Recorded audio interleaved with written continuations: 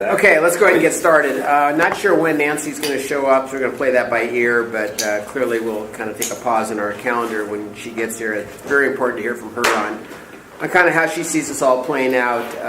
And maybe just a reminder for the committee and the council before we do introductions. You know, our charter, as set by legislation, was to really develop and oversee a long-term strategy to meet the educational goals by 2025 related to science, technology, engineering, and math, to double the percentage of students in 4th and 8th grade who are proficient in advanced math and science, and to double the number of students who earn a post-secondary degree requiring proficiency in science, technology, engineering, and mathematics. So we are kind of tied with the Chief Education Officer, that's Nancy, to really help develop and oversee that strategy. And really, I think we spent the first year learning a lot about STEM and what's good that's going on in the state. I don't think what we've done to date is really develop that strategy, which is really the next step in the evolution of this council and the work that we need to move forward on. And it will be helpful to hear from Nancy how best we can do that to help her.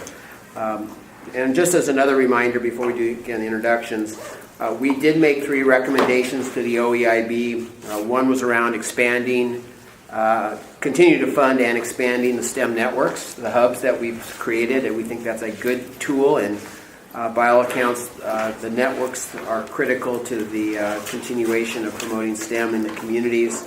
Second recommendation was around STEM programming, to do strategic sourcing and planning, and to try to make some investments in strategic programs that would benefit and help us learn.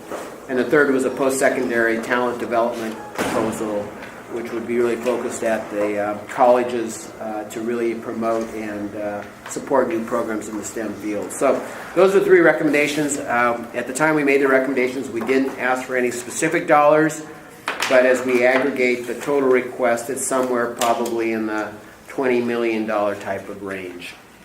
And about 5 for the STEM networks, about 5 for programming, and about 10 or so for the post-secondary, 10 to 15 probably for the post-secondary talent development.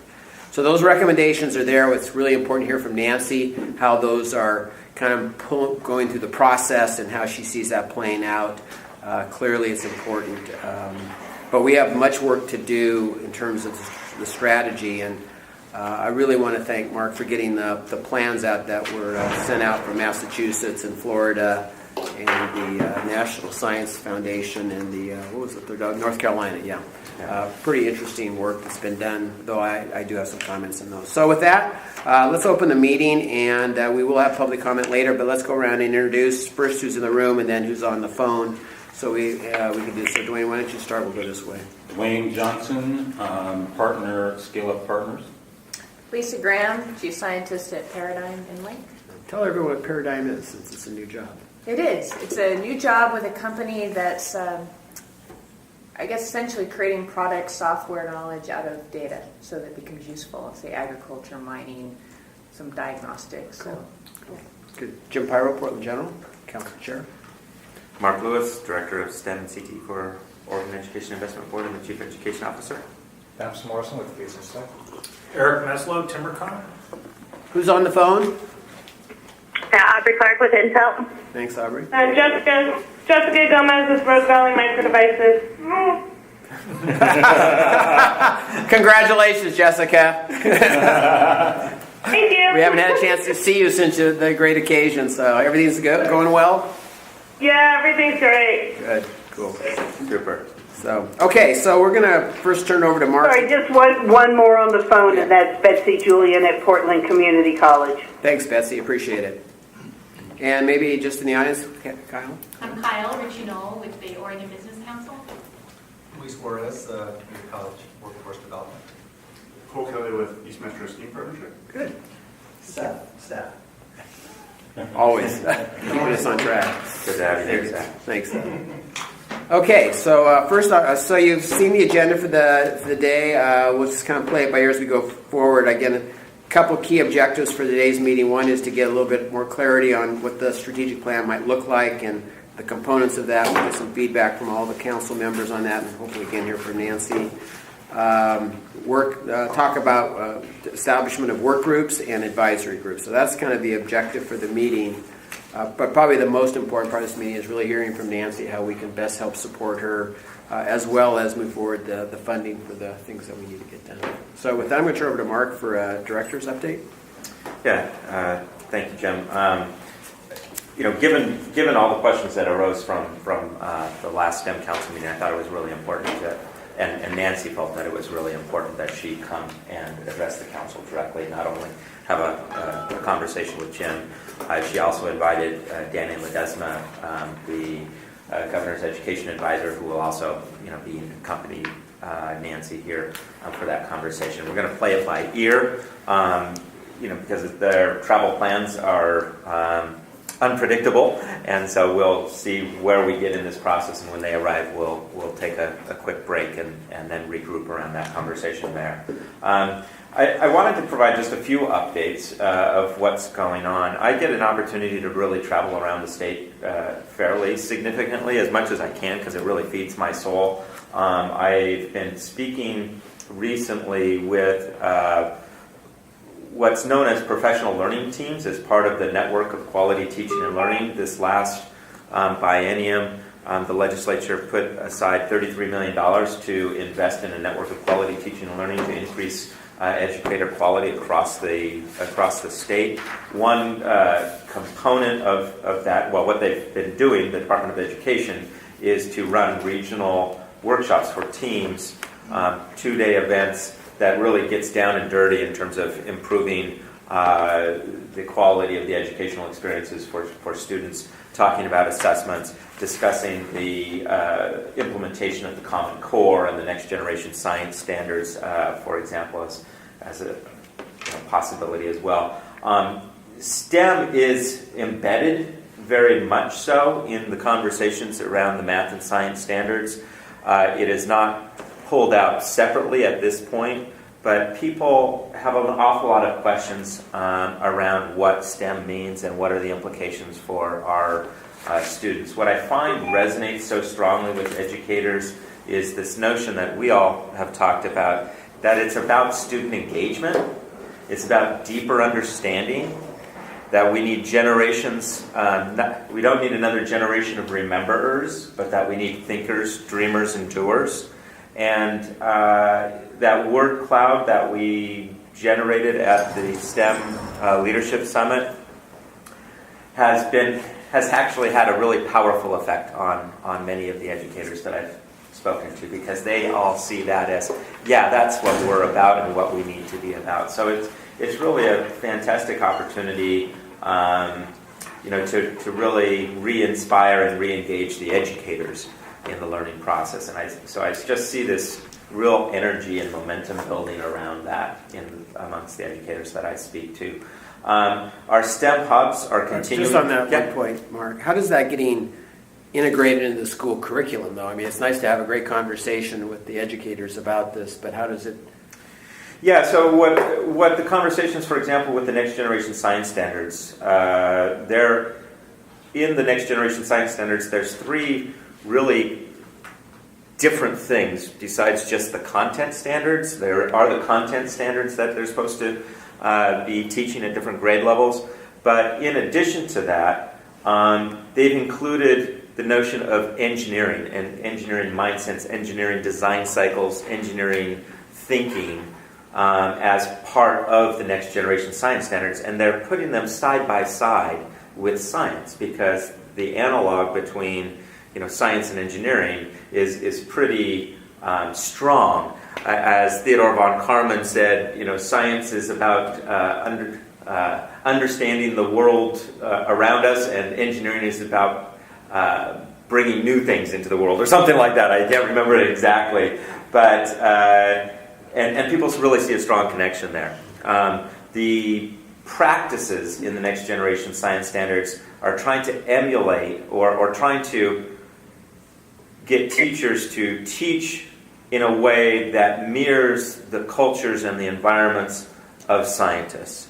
And those practices then are something that most educators don't really understand, because they don't have the context really to understand what a scientist does.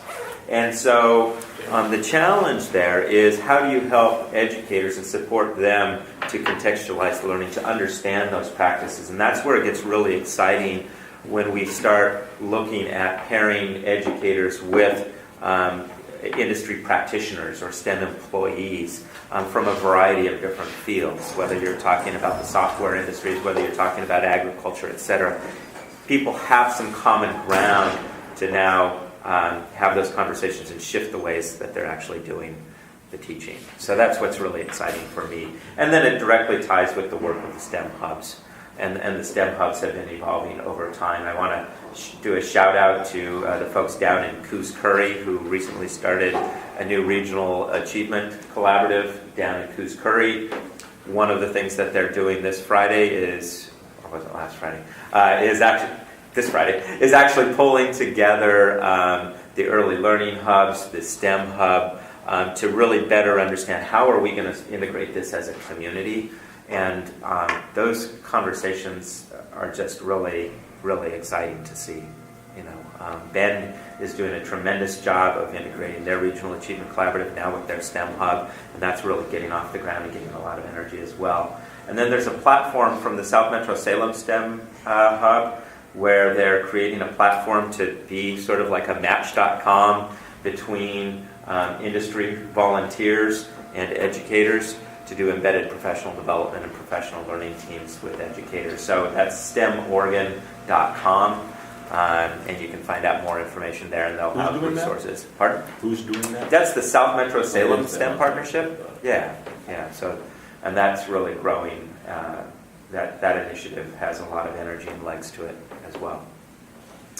I want to briefly mention STEMX, which is the multi-state network of 19 different states around the country who are working together on effective practices, on legislative strategies, and communication. We're hopefully sending a team here from Oregon of 5 individuals back there. They've asked me to talk about the policy environment in Oregon because that's something Oregon is doing, things that no other state is doing in terms of trying to really bring these. I mean, other states are doing STEM hubs. Other states have STEM advisory councils from the governor's office, but not the kind of systemic transformations that we're talking about here. It's very. It looks different here in Oregon, which is a really positive thing, I think. So there's a lot of interest on what we're doing. Could you get a little more color? How is it different in your mind? How's it different in my mind? I think that in some places you have industry. For example, in Washington, you have the Washington Business Council, who 5 years ago or so, Dean Allen from McKinstry and the folks from Microsoft and others said, hey, we've been working in Olympia, there Salem, to try to change education and educational outcomes.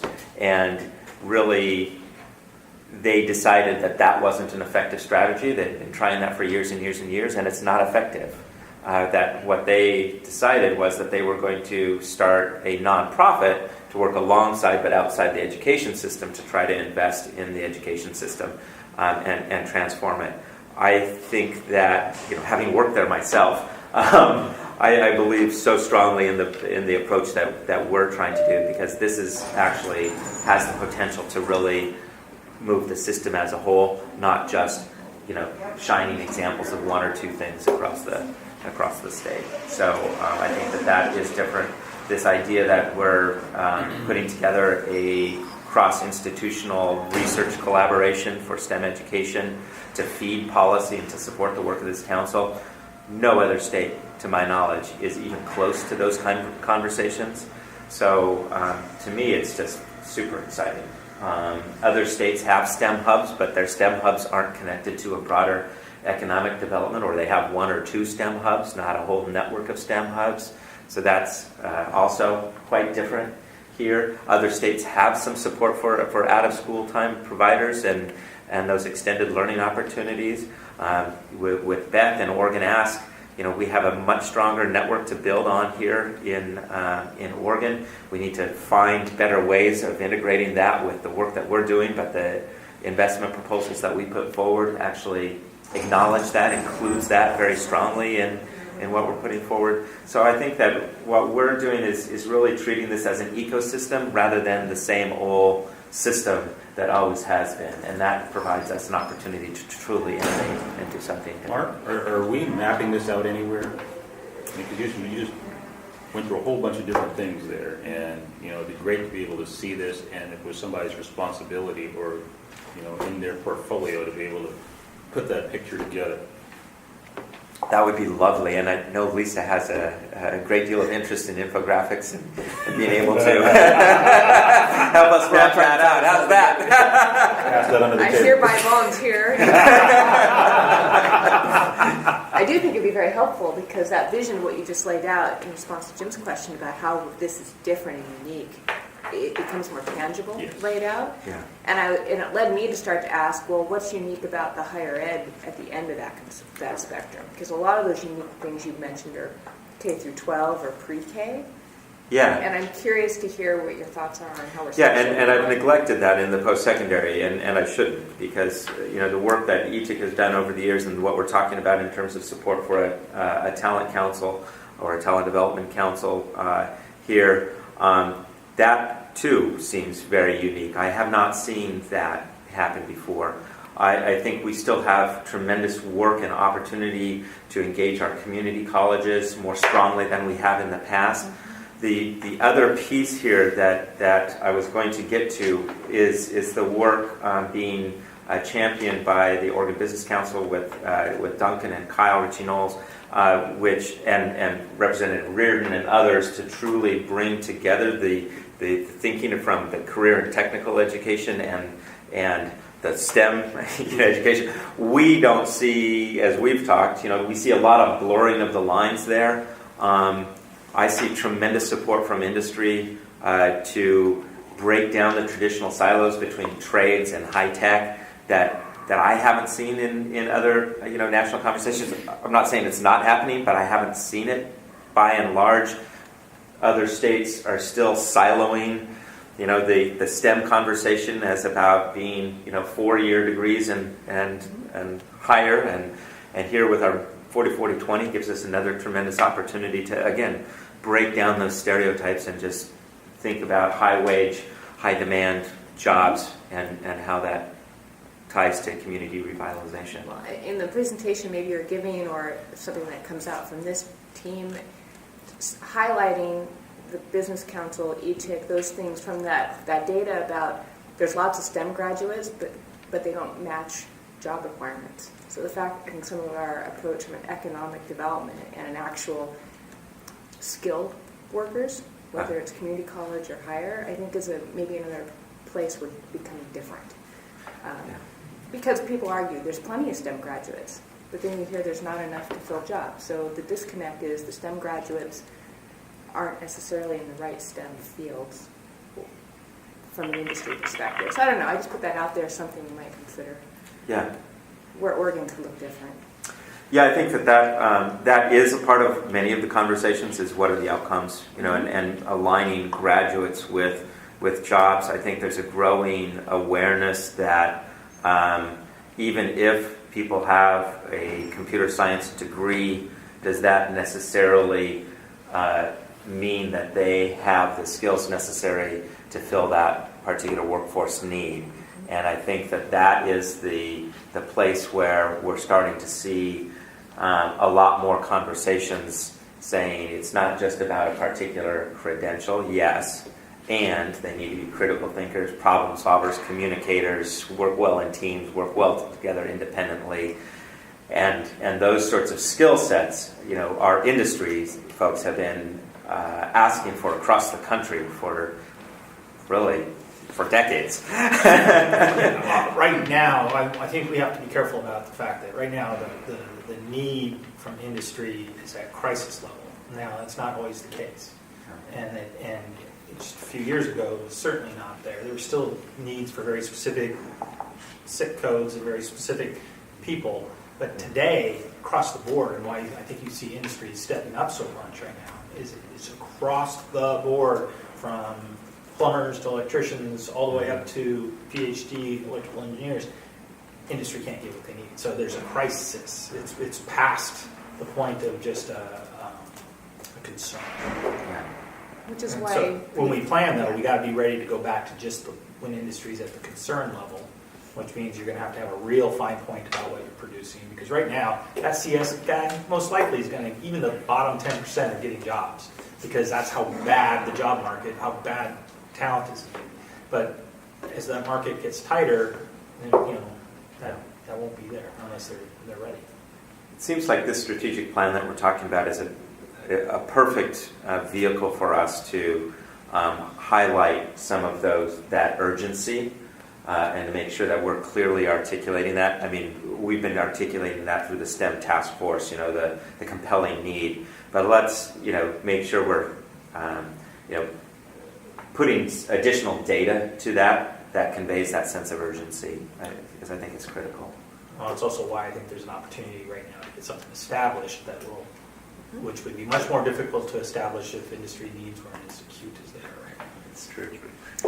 Right, exactly, and that puts a short-term push for supporting the last 5 years of growth here and people in the system already, and I think that's balanced then with these other programs where we're looking way back, where it's going to be 20 years before we see those kindergartners.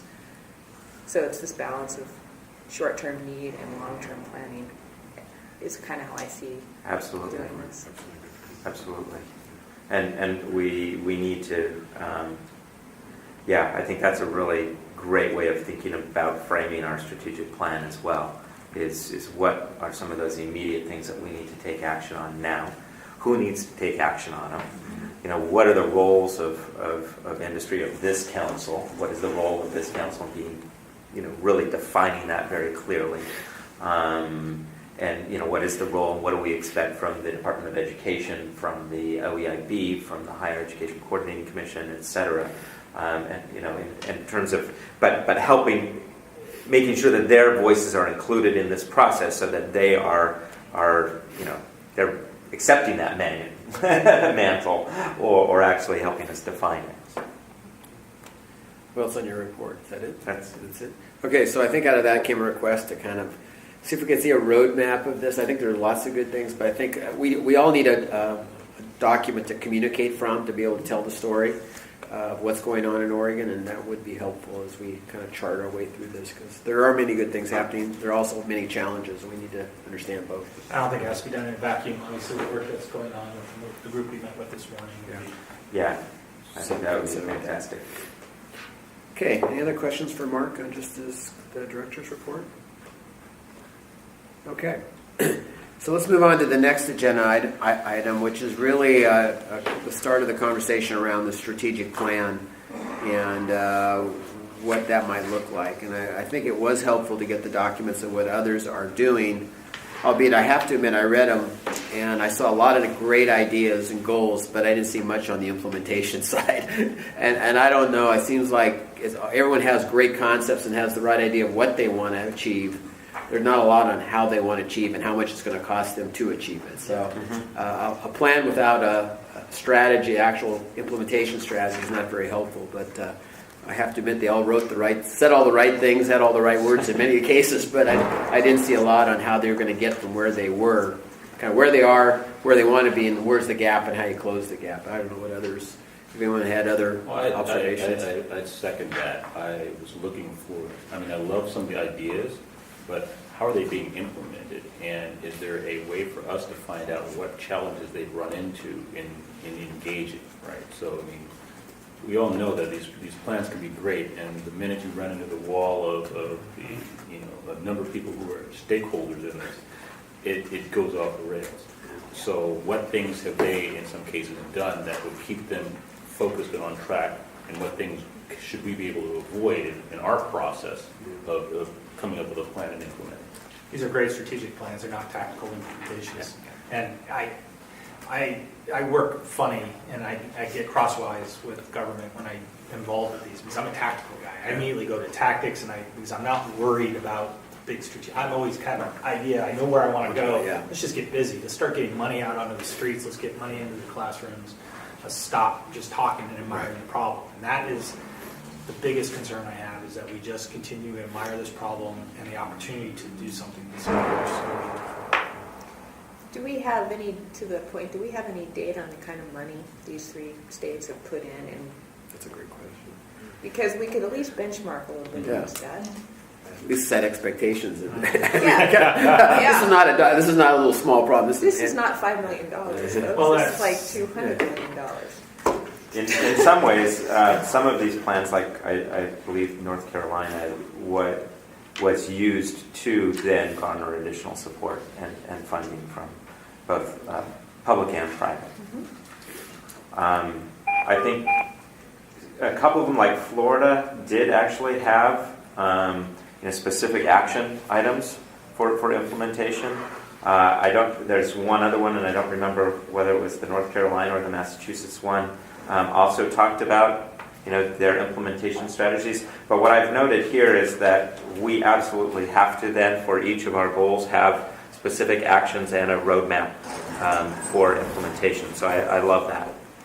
So thank you for that. Sure. And maybe even a proposed ramp over the next 3 biennium, where those sub areas want to go, recognizing they can't get all the money they need now necessarily, but set expectations. We'll be back to work. It might, to your point, Dwayne, it might be helpful to talk to the leaders of these organizations, these STEM councils, and just get a sense of where they are and what they've learned. I think that's why should we replow old ground if they've already gone through this, and how they moved it from the 60,000 foot level to the tactical level, because I think that's where it really has to happen if we're going to be successful. So, we'll see if maybe Mark could maybe organize a conference call that we could just call into and listen and have them report on kind of how they got to where they got, but more important, how they're moving it from there to actually tactical implementation. Because at the end of the day, if we don't do anything, to Eric's point, then we don't get the money to do or change the way we do things, it'll be great, but it'll be on the shelf and it won't change behavior. When I know you opened with Oregon's being unique in regards to this is state-led.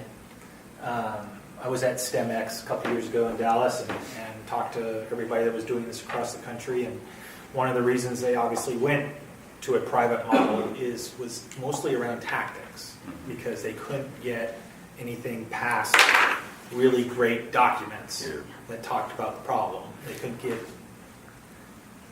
And maybe that's a good conversation to have with Nancy when she comes in, is how she see this going from a strategic plan to actual tactics. Because at the end of the day, that's where it makes a difference. And I was surprised, and I'm not sure, maybe you can help us enlighten us on the Department of Education's document, which seems to have done some stuff on STEM, again, very high level, but I didn't understand maybe where that fits in their priority and how this moves. This is what they think their initiative is.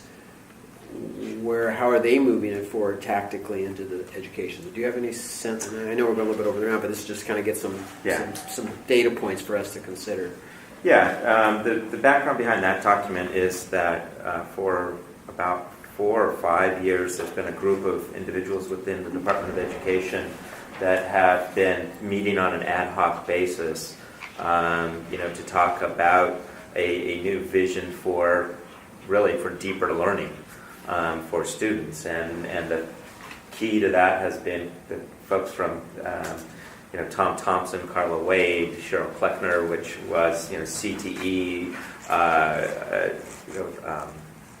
Director of Technology. Carlos had a lot of roles, and Cheryl Kleckner being the point person for science education, and then there were several others who were part of that conversation as well. And they had been working with the leaders of the STEM hubs and also, the STEM task force, etc. So this notion of STEM as being hands-on, minds-on learning is not new. I mean, that's been around for quite some time. It's how do you institutionalize that?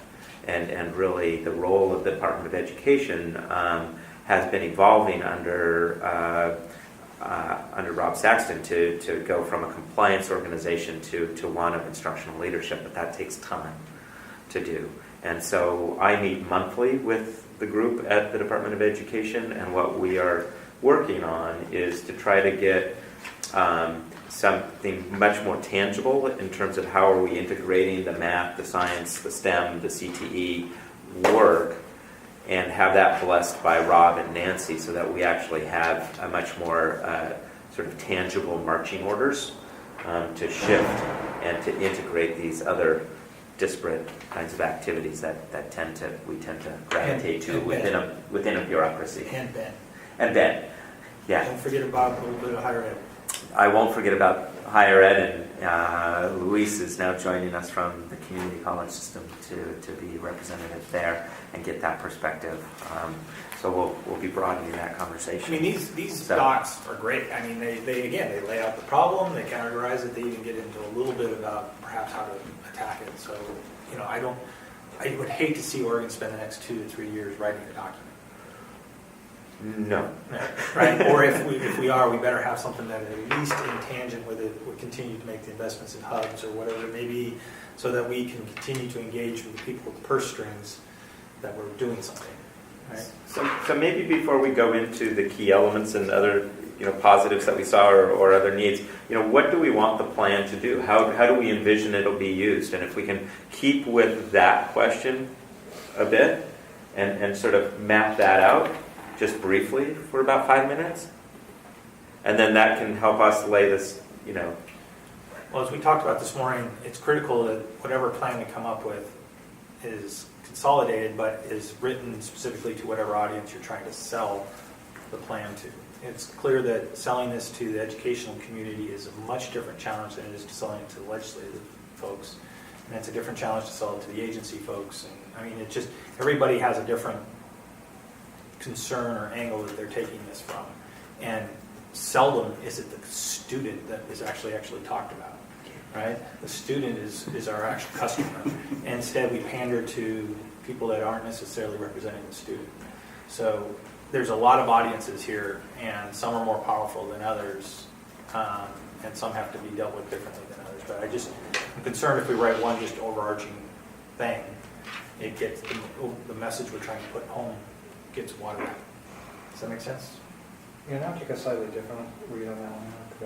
I agree that you have to speak the language that people are comfortable with and that they will relate to.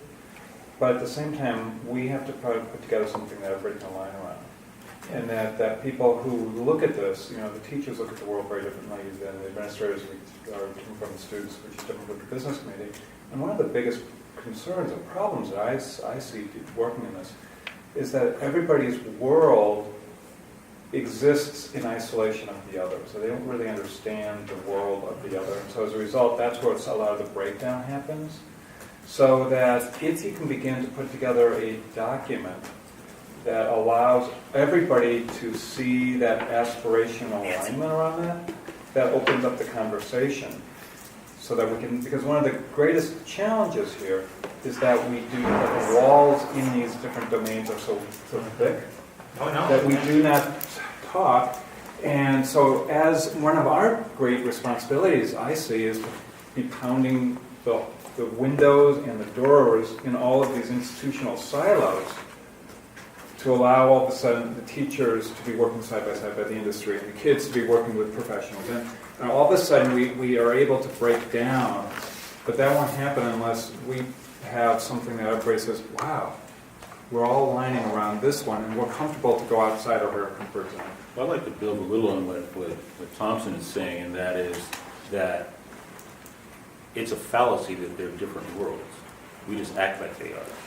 And until we realize we all are really part of the same system and that the actions that we take have impact across other, quote, silos, unquote, I don't think we ever get the unity that we really need for education to work effectively. So in some cases, I think the challenge is really to get people to recognize that their actions have repercussions to everybody, and most profoundly to the students who this is really happening.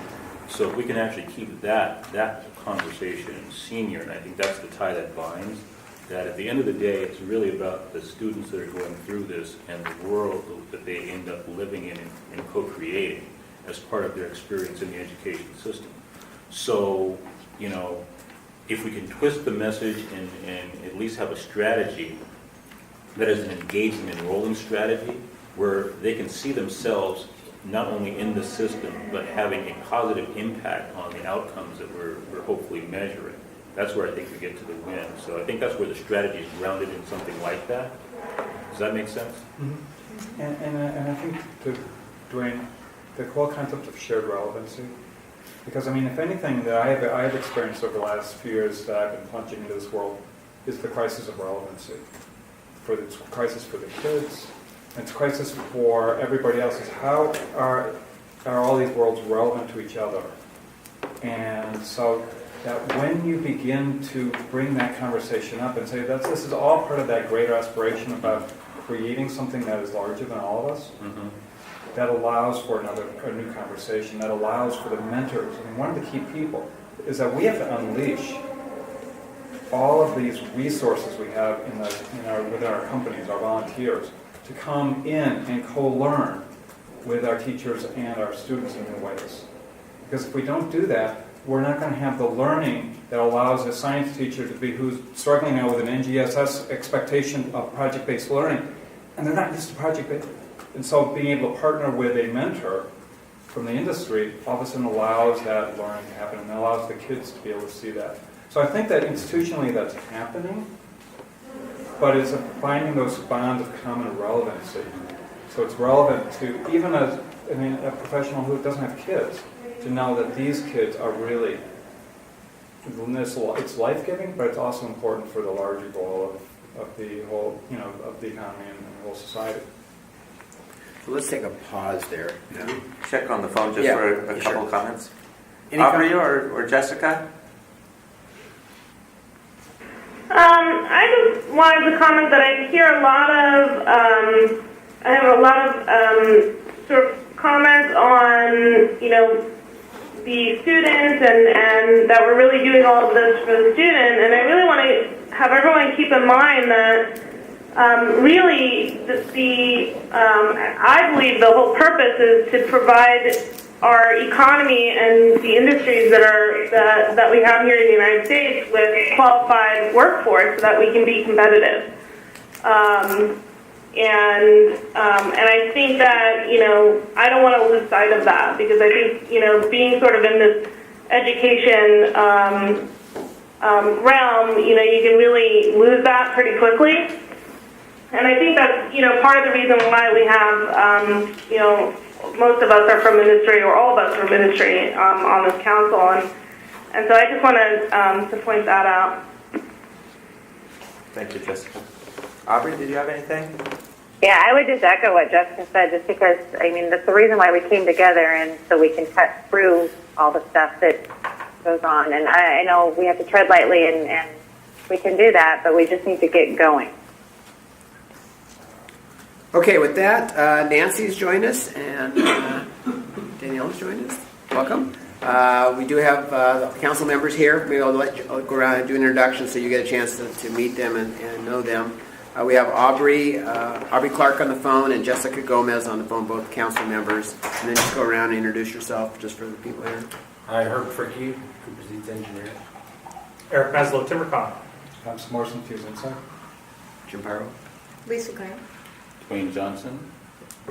Okay, so this is a great opportunity for us to get together with Nancy. I reminded the council, and maybe just to set the stage here, is we do report, this council does report to you, Nancy. We are to help you develop and implement a strategy to improve the educational outcomes for our children, and specifically the goals that were set by the legislation was to double the percentage of students in 4th and 8th grades who are proficient in advanced math and science, and then double the number of degrees in the post-secondary space for science and technology. So that was kind of the broad charter. We need to work together with you, obviously.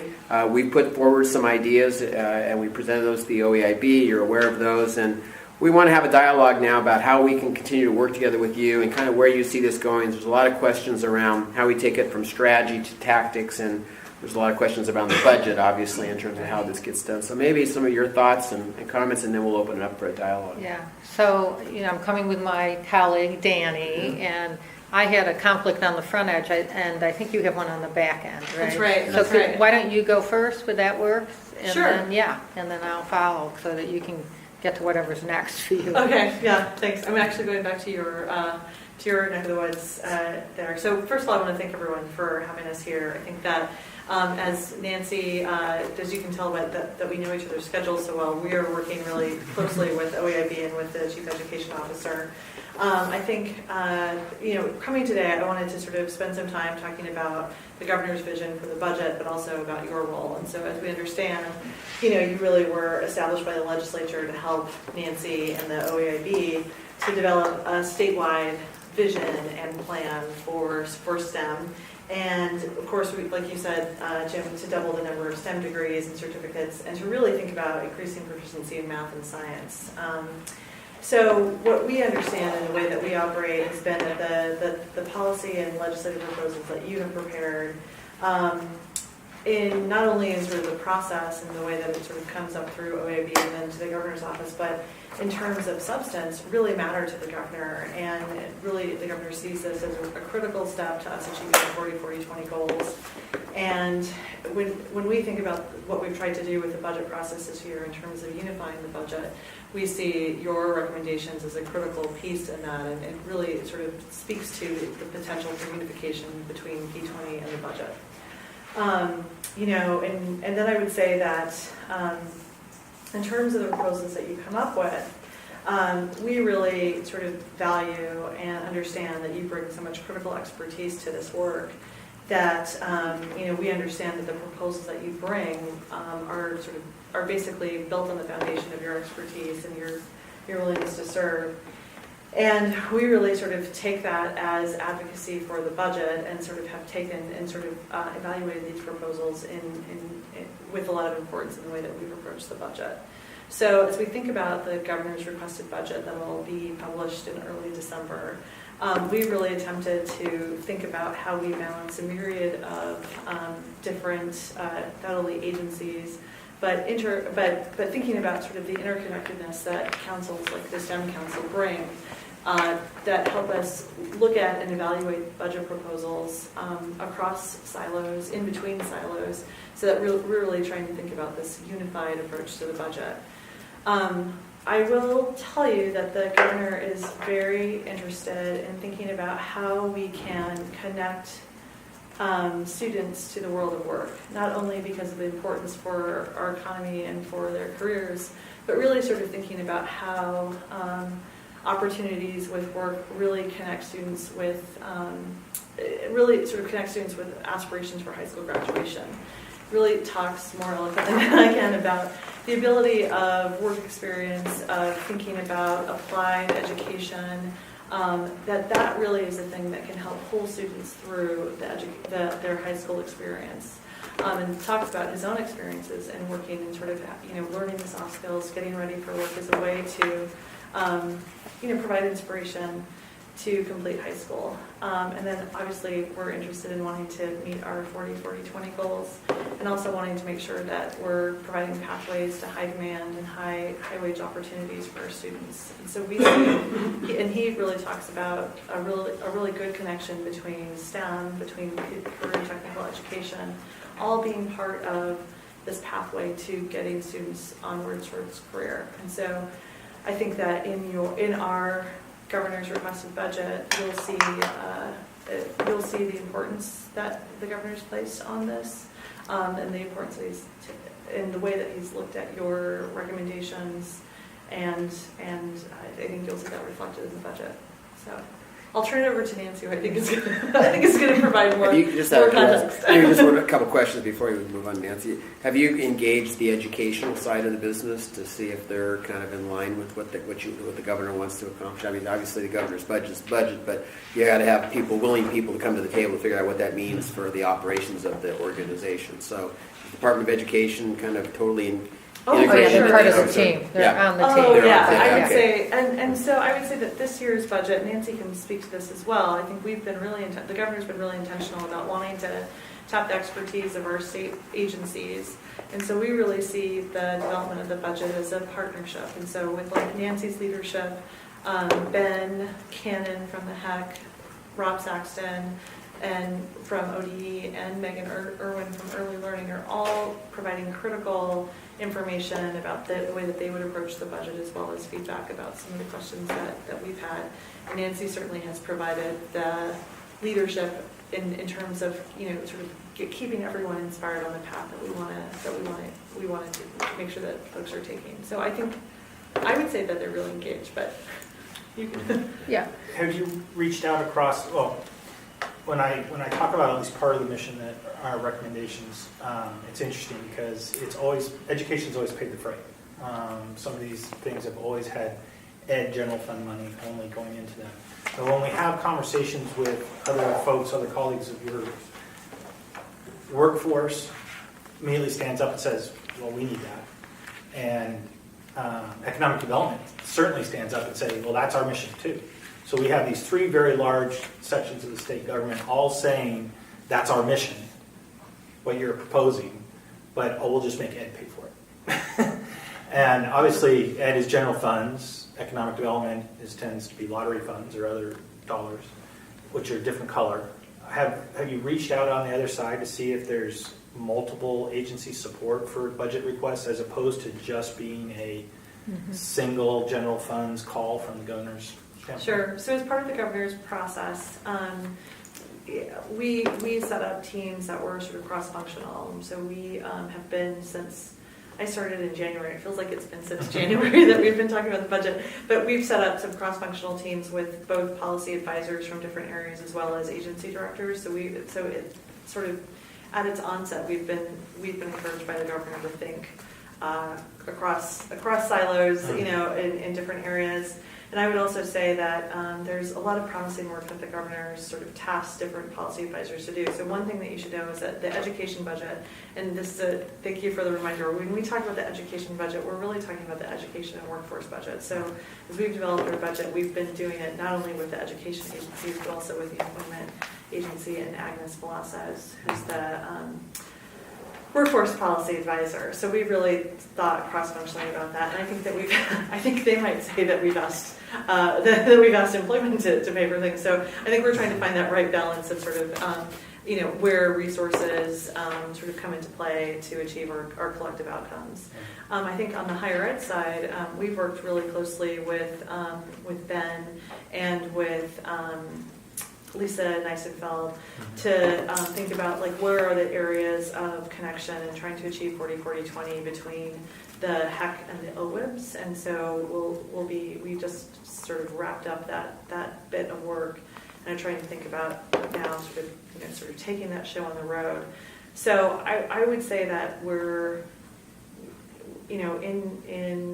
in both intent and in practice, we're really trying to sort of think through everyone's different roles. That there is I think that you're right, there is a real shared spirit of and understanding that we have shared outcomes. Yeah. And I would say that we're, depending on who you talk to, I think that I feel like there's a mutual, there's mutual asks that are going on back and forth and sort of how can we think differently about the way that we're doing business? What resources can people bring to the table, and then how do we deploy those resources where we're maximizing our leverage and also thinking about the greatest possible impact. And Vince Porter at Economic Development, because that's Vince. I just love Vince. Yeah. So that's where as you get closer to the finish line for kids getting their schooling, it becomes very much an economic development play. Right. It's all about talent, workforce availability for industry. And that squarely lands over in that group. And in fact, one of the portions of our proposal that we've been talking about, when we've gone around and spoken to the different agencies, the only agency that's even interested in it for the most part has been economic. So, but they don't want putting money in it. They want education to pay for it. They'll oversee it. They'll do this, but so I don't know if I agree with that. I mean, I think that what I've experienced and what I've witnessed since I've been working with the governor is that folks are sort of thinking about what are the resources that we bring to the table? What are our shared outcomes, and how do we thoughtfully approach leverage and impact and sort of think mutually? And I've seen, and Nancy can speak to this too. I've seen folks, sort of come, to the table with their resources and saying we're in this together. How can we think about this in a rational way? So. And you've been doing this way longer than I have. No, that's just the last comment is that education seems to spend every dime. So education gets its allotment. They know their allotment very specifically, and it goes. There's very little slack in the budget.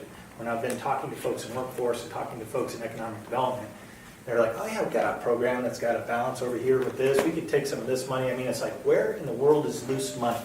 It's not over in ed, right? There seems to be loose money in these other two buckets that, again, believe that our mission is core to their success. So, just very concerned that I don't care where it comes from, but what's the number, and if all three of these groups have it as part of their mission to do this, then they all need to have skin in the game in regards to getting it done.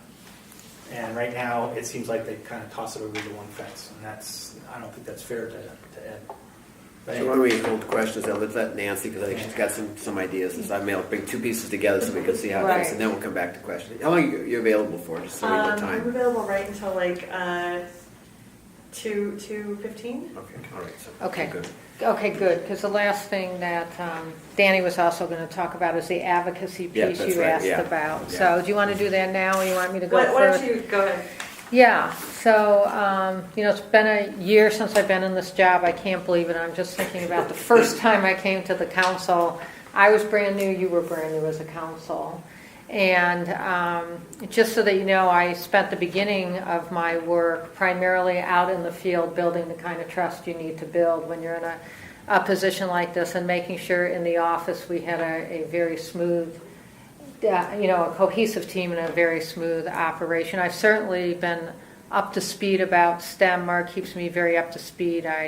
I read the minutes, and I was thrilled when the one-pager came out, because there's so much information that once this one-pager came out, I thought it was really helpful in terms of taking all those great conversations you've had and sort of saying, now this is what we're really saying is what we want to do as our next step. So I'm also knowing probably there's a feeling of a sense of urgency amongst this group, and there's a sense of urgency amongst us too, because we're headed into a session, and right now is the time we're really preparing for the session.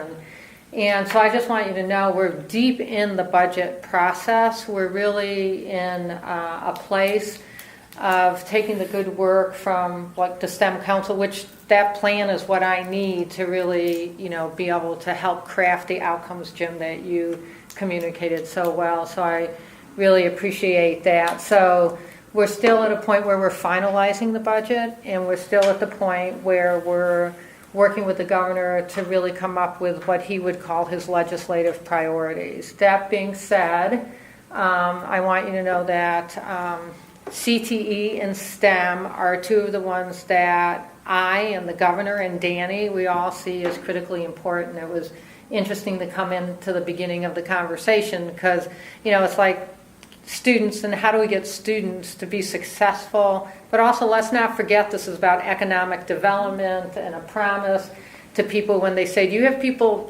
people trained in these jobs so I can bring my company here? That we can go, yes, we've got people trained there. So we really appreciate that. It seems like in these conversations you're thinking about both the students and the student success, but also keeping your eye on economic development and in the workforce. And one of the reasons this is so critical to me is I know the kind of jobs there are, STEM can lift the economy of the whole state. I mean, we have an opportunity to be a state that has a lot better opportunities for jobs and a better economy because of STEM jobs, because we know they're growing at a much faster rate than other jobs. So for those reasons alone, it's really, really critical. But so know that, and yet also know we're very much in the middle of a process of making decisions. I think and I brought you, I think,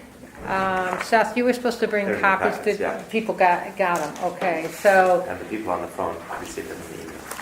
Yeah. So we're going to I want to talk just a little bit about these three pathways, where we've been with the Oregon Education Investment Board. So there's a document that looks like this. And I think one of the hard things is there's so many processes going on. The council might not know where they've really had big influence. But I want to say, if you look at these three, they're three we call these outcomes, like third grade reading proficiency. The second one is high school post-secondary completion. Now, this is the pathway to get there. These are the strategic investments or the policy strategies that will get us there. The last one, pathways connecting education to career. Honestly, the work that the STEM Council has done, the work that Mark has talked to me about, I really believe deeply the work that OBC has done in partnership, that this very last one really came fundamentally from the STEM Council, because again, it's like we've got to create, education's great, but we've got to connect that to careers, and we've got to make sure that the industries we want to come to our state and the ones we already have, we really can honestly say we have people to put into those careers. So you have had some important influence. You know, I have to also say, and I think this goes without saying, but I even look at some of the businesses people have here. The other exciting things to me about STEM is it really gets people to think creatively, to think differently. So it's not only about the established jobs, it's about the future established jobs. And many of you are in those industry, but I was just spent some time, you know, Concentric Sky, I think is, you know, and he was speaking on creativity in his story. He's a person, correct me if I'm wrong, but I think when you look at like Christmas lights and the music that makes the lights go, he helped develop that. But what he was really talking about is the need for creativities in school and a much more kind of global education. But the other thing that was really important, what he said is, he went to South Eugene High School and he just said, I'm thanking that school district because I really wasn't that good in school. I mean, it didn't speak to me except math, and they let me go up to the university and they let me learn math, and because they let me do that, I started coding or programming. As a result of that, now I've created this business. So I think it's not only about known jobs, it's future jobs that makes STEM so important to us, and I wanted you to know that. So just a little bit more about so I guess in summary, we're in a state right now, from now until the session, where there'll be a lot of talking between people. Eric, I liked your questions to Danny, because it's kind of like, are people talking to each other, and is everyone cooperating? And I would say there's about three things that make us really cooperate. One is the governor's vision around cooperation. I mean, he's pretty clear, that that's what we're supposed to do. And then I would like to say, being in charge of a birth through college and career, it's my vision too. So I might be talking to someone who sees themselves more in the K-12 space, and they'll be talking about what they want, and I'll say, so that's what you want in K-12. Now let's talk about what you want for the industry, or what you want for kids when they leave. So we're really moving people there, because I don't want it to sound like it's an easy process. It's not an easy process, but we're really committed to it, and I think that's why it's really working. So, but we came up with these buckets. I think you will see where we have the STEM hubs, and I think we use it as kind of an overarching term, is both in high school and post-secondary completion, and then in careers. We also have a map that shows all the potential policy strategies. We know that STEM education starts in kindergarten. I mean, I've seen it in preschool. I've seen kids exploring in preschool with science concepts, and they're smart. They're really, sometimes before they get acculturated, they're really smart. They really play in a way that really starts showing their brilliance around creating and stuff like that. So we spent a long time in terms of making sure that STEM was represented. It really started with Mark helping us, on behalf of you, come up with concepts. And we all presented all of these concepts to the Outcome and Investment Committee. And when we presented them to the Outcomes and Investment Committee, we narrowed to these. So it's not like everything presented got on these sheets. We had to say these other things are important, but we're going to have to start a prioritizing process. So these ended up chunked like this around concepts. And then just yesterday, the OEIB past saying we believe that these 3 chunks are critical for a seamless pathway. We think these policy strategies are what's going to move the needle on achievement, like you want in math and science, and we want with the other measures on the achievement compacts. What the governor did promise was that he wants now at another OEIB meeting to go from concepts to really putting dollars behind this. I think everyone's waiting to see the dollars. I mean, particularly, right, Jim? Right, that's where it is, It's you know. like, we want to see the Ideas fine dollars. without the We're dollars. business They people, we really know that, should. but Business ideas people. without money is Yeah, no idea. yeah, I It's just know, an it's idea. totally counterintuitive, right? So the very next step, and we're going to have to do it quickly. I was just talking to some of the finance people about, let's get these meetings set up because this has to be done before the governor makes a decision about his budget. So that we are starting to work to get money behind these. We'll probably have a few meetings with the Oregon Education Investment Board when they'll start seeing the dollars. At the same time, we'll be working with all of the partners. You've talked about workforce economic development. We don't see it like the money only comes from this small, like you said, education budget. We see we've got to achieve these outcomes. Our state needs it, our children need it, our students need it, and we need to look very broadly. And I know it's something I've heard you say, that industry will come as a partner with us too. So we want to say we're going to get to this outcome, and we're going to use multiple strategies to get there. So this is a critical place. You'll start seeing numbers put by this, and then the OEIB is making a recommendation to the governor. That doesn't mean the governor gets to decide his budget. So it's a recommendation for the governor. The governor does want help from the Oregon Education Investment Board because they're partly an investment board. They're supposed to make investments. So that's what we'll be doing next. So I'm going to stop and see if there's questions. Questions? I have a question. Sure, would you go first? Okay, yeah, I really like this discussion about the pathways. And the thought that came to my mind is working with business. One way to really make things work, I think, is helping business create a really livable working environment that the students are going to be attracted to. Because I think it's a whole new world for them, and the young people I have working for me, they look at things totally differently. It's about how many their commute, where they're working. It's different generation. You really have to be flexible. Yeah. And I think a lot of these students, they look at these jobs like my kids, they're like, Dad works 80 hours a week. I don't want that. So their vision of these careers are that you're just working so hard and you're never getting time for yourself. I think those are some areas where business could really bring over that this isn't so bad, guys. These really are good jobs. And the other part of it on the diversity side of it is, there's a gap in that high school to secondary where you can lose students really fast because, I've worked with several interns would be the way to go. They're low-income families, single mothers, or like vocational rehab. We've had a couple interns through a couple tribes that have these vocational rehab programs. And these kids really have promising futures, but they've been in a situation where they're trying to, it's bootstrap situations. You really have to have a champion or mentors working with them to keep them moving along. Yeah.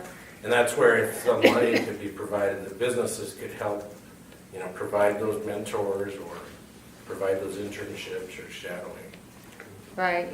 One thing I really liked about your one pager is it also talks about starting early with students because, I do think if we do engaging hands-on curriculum, people will see math and science as an opportunity where they might not have considered it before.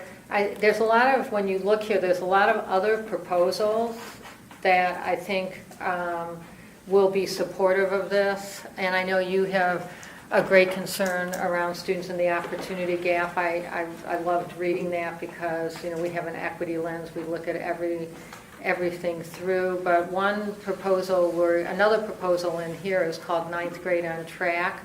We know if kids are not on track in ninth grade, that's when dropouts start happening. So there's what we call a policy recommendation, which was what that policy recommendation would really do is it would allow for kids who are falling behind between 8th grade and ninth grade to go to summer school or boot camp. That's a great possibility there of what that could look like that would really support STEM. And then for districts who keep kids' attendance up to 90%, and Engaging Curriculum does that and some other things, and make sure the kids have 6 high school credits at the end of freshman year, there would be an incentive for the school, actual kind of, and this is for our children in the opportunity gap who are typically our underrepresented children. So there's a lot of other proposals in here. That made me really think. I'd love to show you the other proposals that's really going to support where you're saying we're trying to get. Because making sure students stay on a pathway and A, graduate from high school, B, go to college and choose these careers. We have to think all the way like on a pathway. So actually that leads right into what I was going to ask, because the whole pathway looks very different to some of the more diverse communities. Mm-hmm. And one of the challenges we have is that it's not a consistent pathway. Okay, so you might have some kid that actually has done really well and is really excited about science, and then ends up going to a junior high school where they don't have that. Mm-hmm. And not only do they not have that, but it's almost like going backwards. So you literally have some people that might be very capable to check out because the facilities are not there. So the question I wanted to ask is there, when you're sitting at the table doing budgeting, is there some process that this equity lens is not only being applied, but you can in some way, if not guarantee, ensure that dollars are being spent to put the stones in the road for those people to progress forward. So every proposal we had got looked at through the equity lens, and the students we call it opportunity gap because we believe we haven't provided the opportunities for some students to excel. That's what or to choose this as a career. There's many proposals here are really focused on student in the opportunity gap, because what we're seeing is, our state's improving students' achievement, not as quickly as we would like, certainly not as quickly as I would like, but the gap isn't closing, which means you have to provide extra support for the students in the gap. I know you're partly talking about, so is every school going to be able to provide the same opportunity for students? Or Well, I wouldn't say every school, and I'll make it similar. I look at it like a video game, okay, where there are ladders that I can actually see. If I want to be a superhero and I'm just a guy sitting in a classroom, I have to go through all these different steps to become that superhero. Well, if I want to fly, then I've got to do this. Mm-hmm. If I want to swim really fast, then I do this. But I actually know that all the boxes between me and that particular outcome are there. So having a student and their parents and in this system be able to at least say the pathway for you is there. Okay, now it may be hard for you to get to because you don't live in this neighborhood, and et cetera, et cetera. But we know the pathway is there, and then we have some funding or something that will allow you to get that pathway if you do the appropriate things. Right. So is the pathway clear? Yes. Can parents and students see it? And is there the financial support that they need? Exactly. There's another proposal in here about a personal achievement record. That's what the personal achievement record is really, to have career pathways and for the student to start trying to manage more along with the family and support from the school. Here's where I want to get. I'm going to just take some control over making sure I understand what the options are and I understand how to get there. So, I think we can be, at the state level, we can really be clear about the pathway we need to be. I think we need to develop the personal achievement record. I think we also are providing some supports, but it's also working, if you take a student who's still in high school, Last year, the K-12 environment got $6.65 billion, and I know it wasn't enough, but we have to work with them to help us.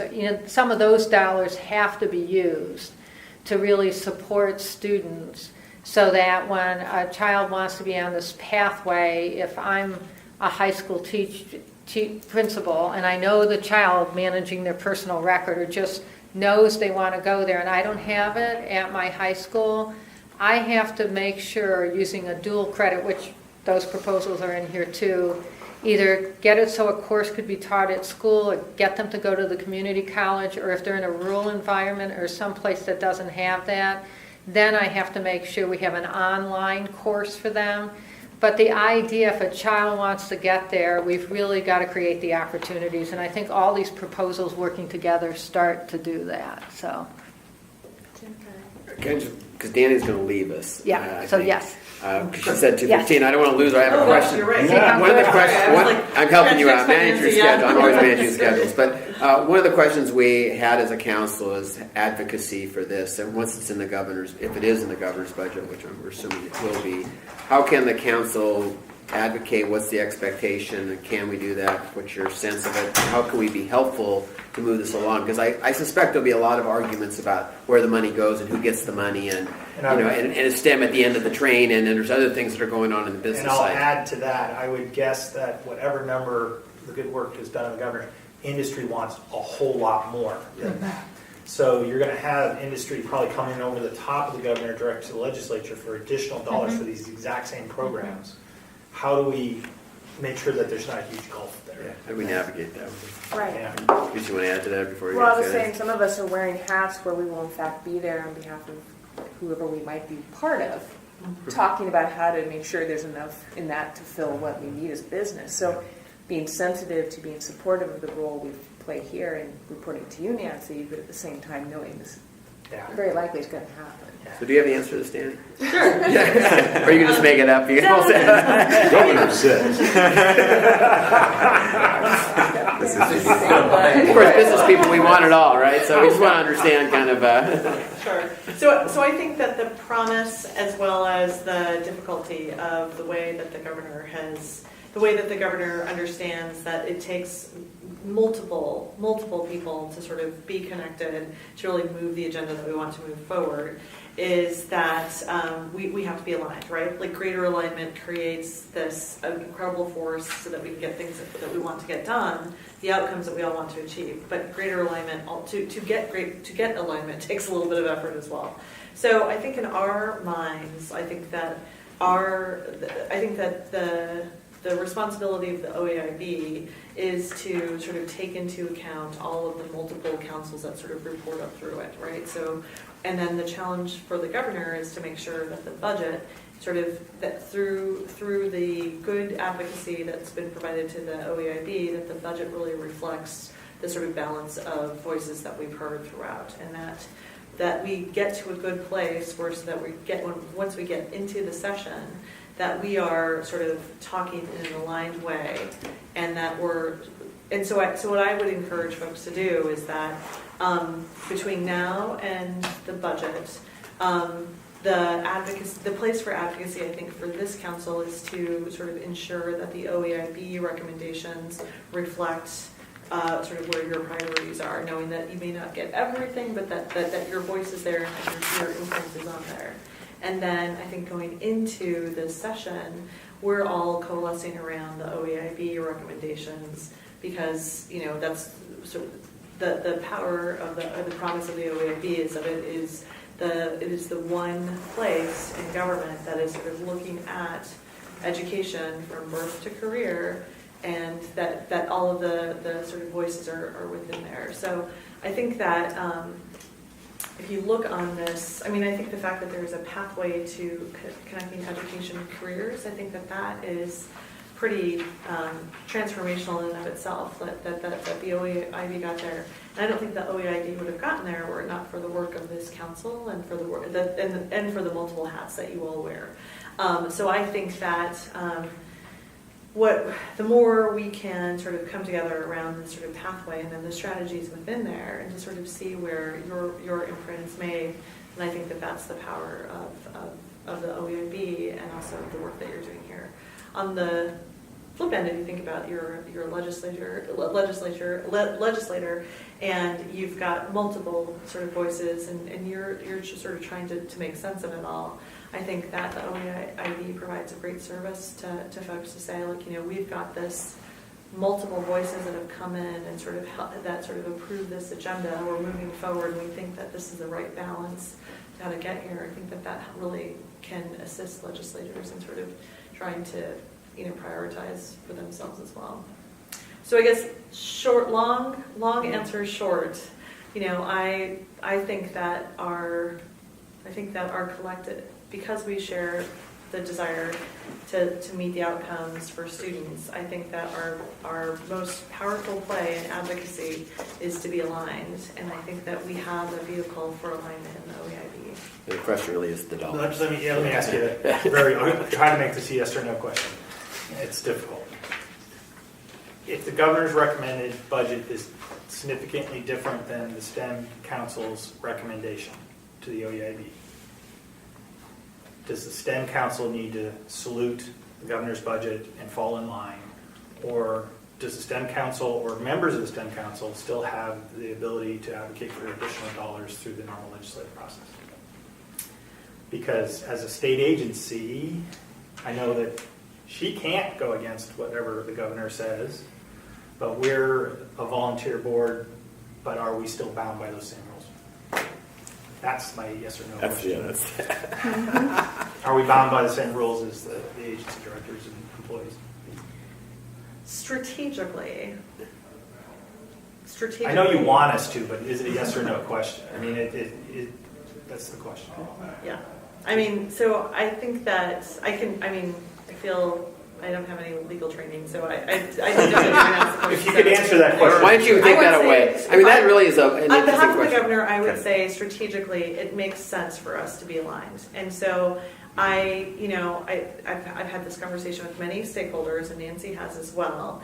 On the budget, I can tell you that the governor is committed to trying to get as much funding for education as possible.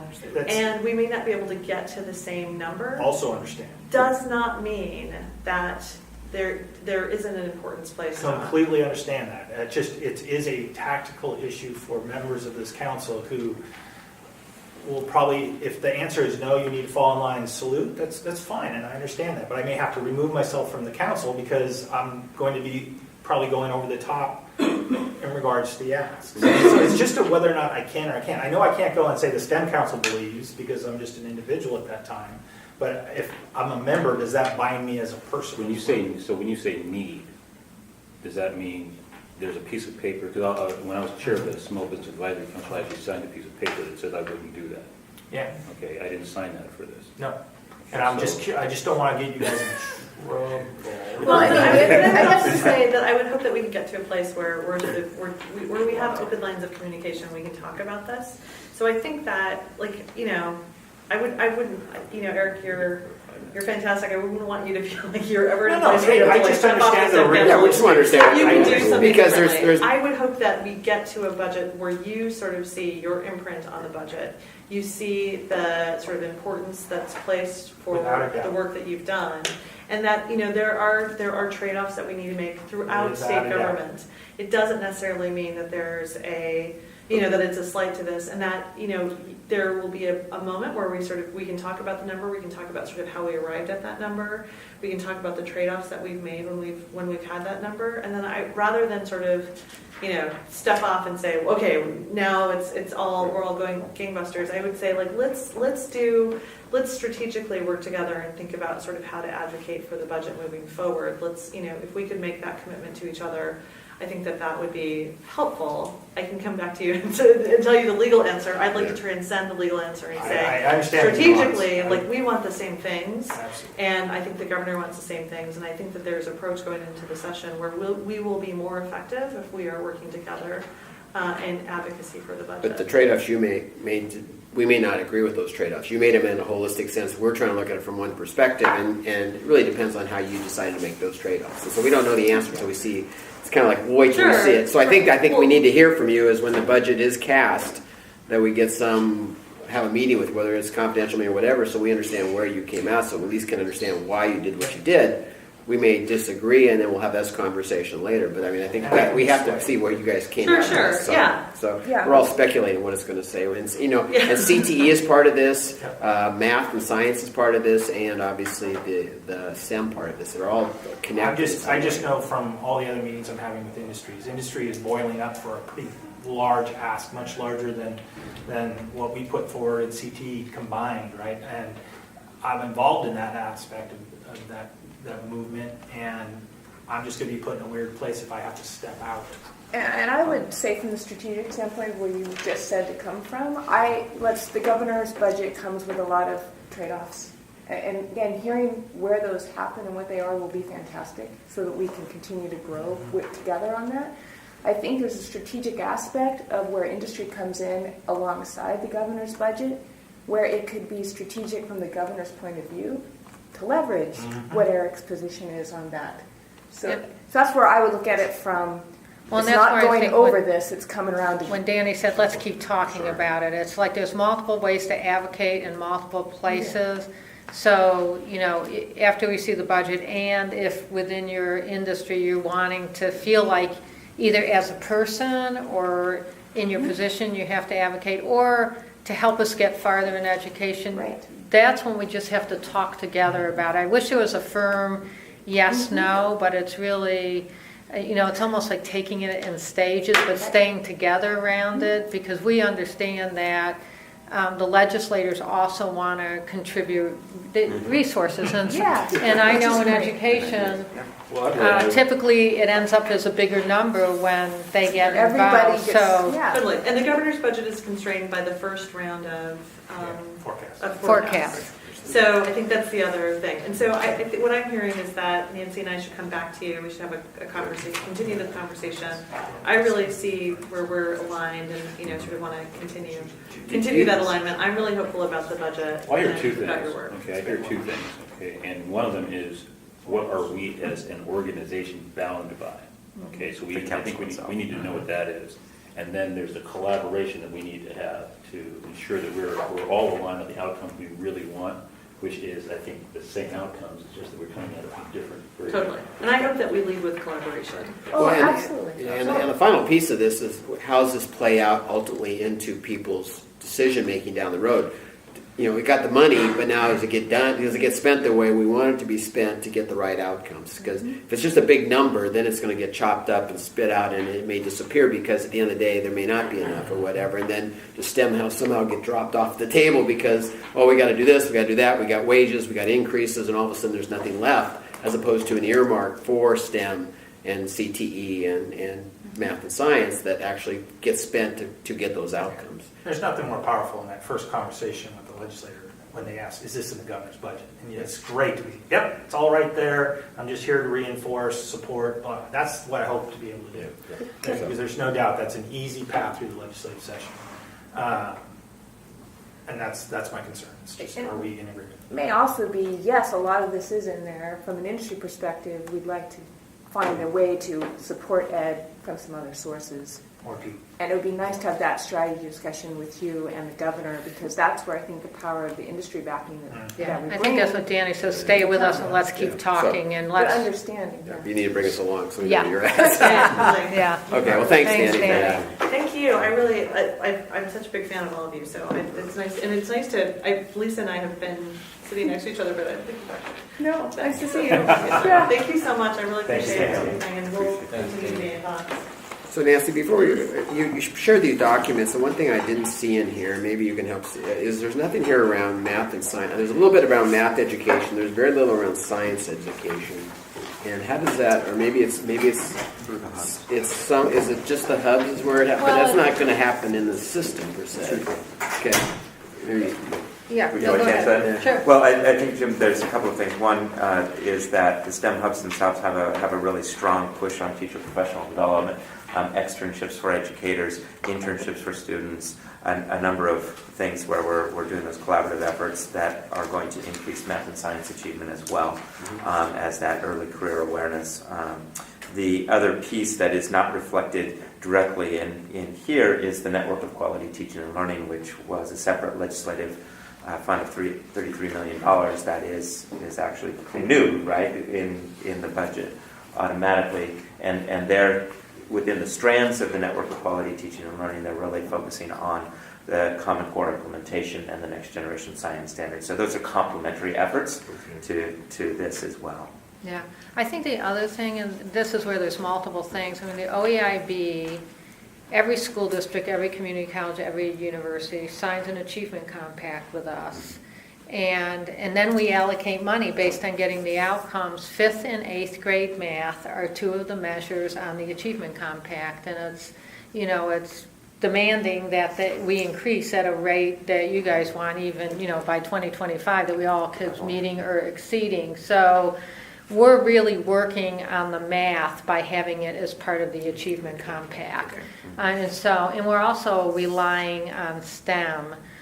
Two things I wanted to say. Do you have a few more minutes for me? Absolutely. One is, and I'm sorry if this is disjointed, just we had to, look at our own schedules, but I want you to know that you'll be seeing different behavior from me from various reasons. The main reason is you've been doing a lot of thinking, and now you've got a one-pager, and I know you're doing a plan.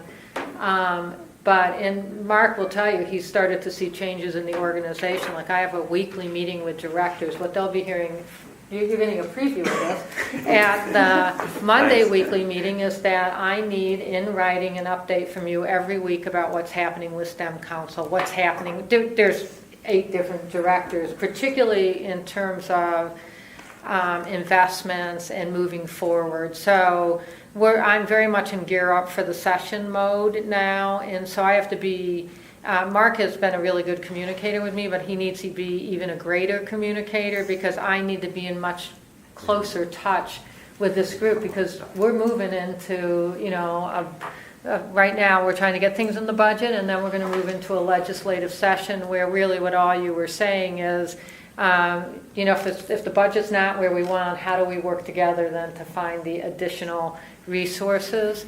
And so I wanted to say one of the questions Jim asked, and I really appreciate our meeting before, was how can we be more involved in OEIB? So the first thing is I want to be more involved with you. So when I'd like to be able to come to at least part of these meetings. I have to.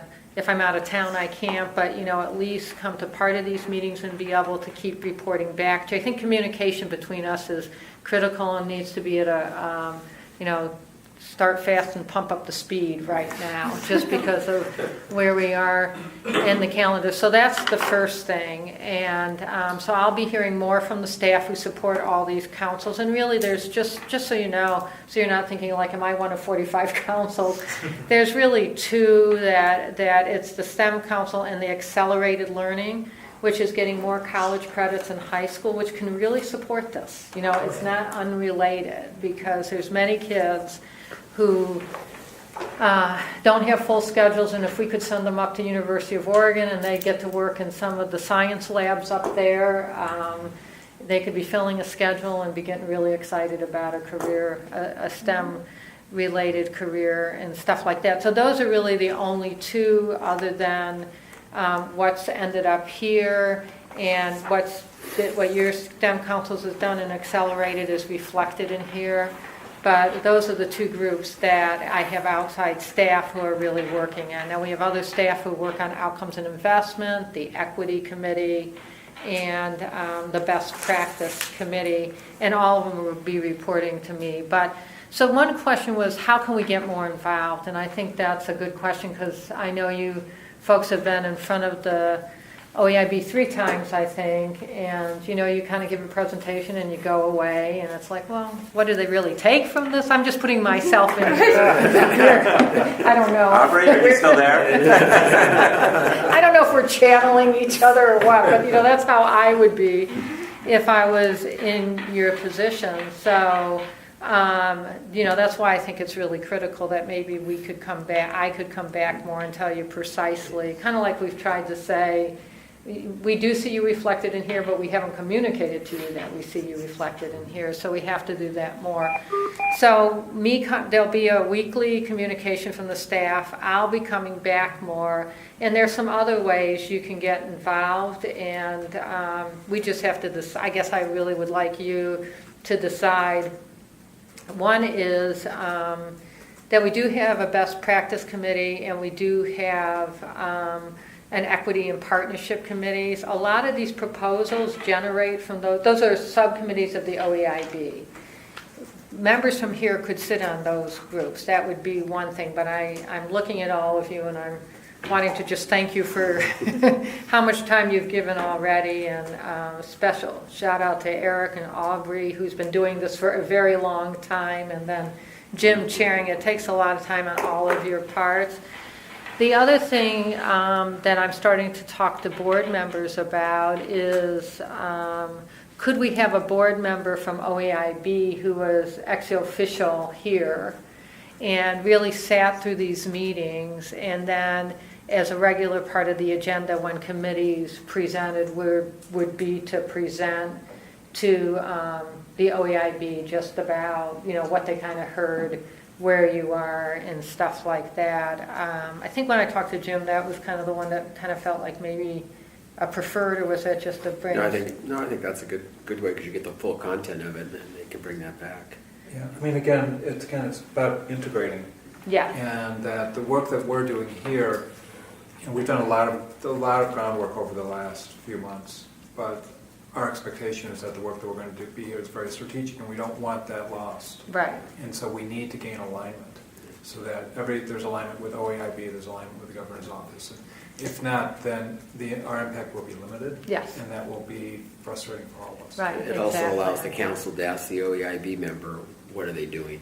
And rather than me going, it's one of us going to the OEIB, having the OEIB here, it allows us to ask them kind of what they're thinking and some of their issues broader, so the whole council can hear it. Yeah. So I'm working on two things right now around that. One is just as we sort of look at our structures, making sure usually is that a structure we want to add, and I think everybody will be happy about that. The second is finding a member who has more time, because I know how busy you all are. You're owning businesses or really working for businesses that are very demanding. So the OEIB board is under the same constraints. But I'm going to try to look into that and want to see, if we can find someone who has a real interest in that. If not, the other I think really thing that is really appropriate to start doing is in the 3 minutes come and testify or have in front of the OEIB.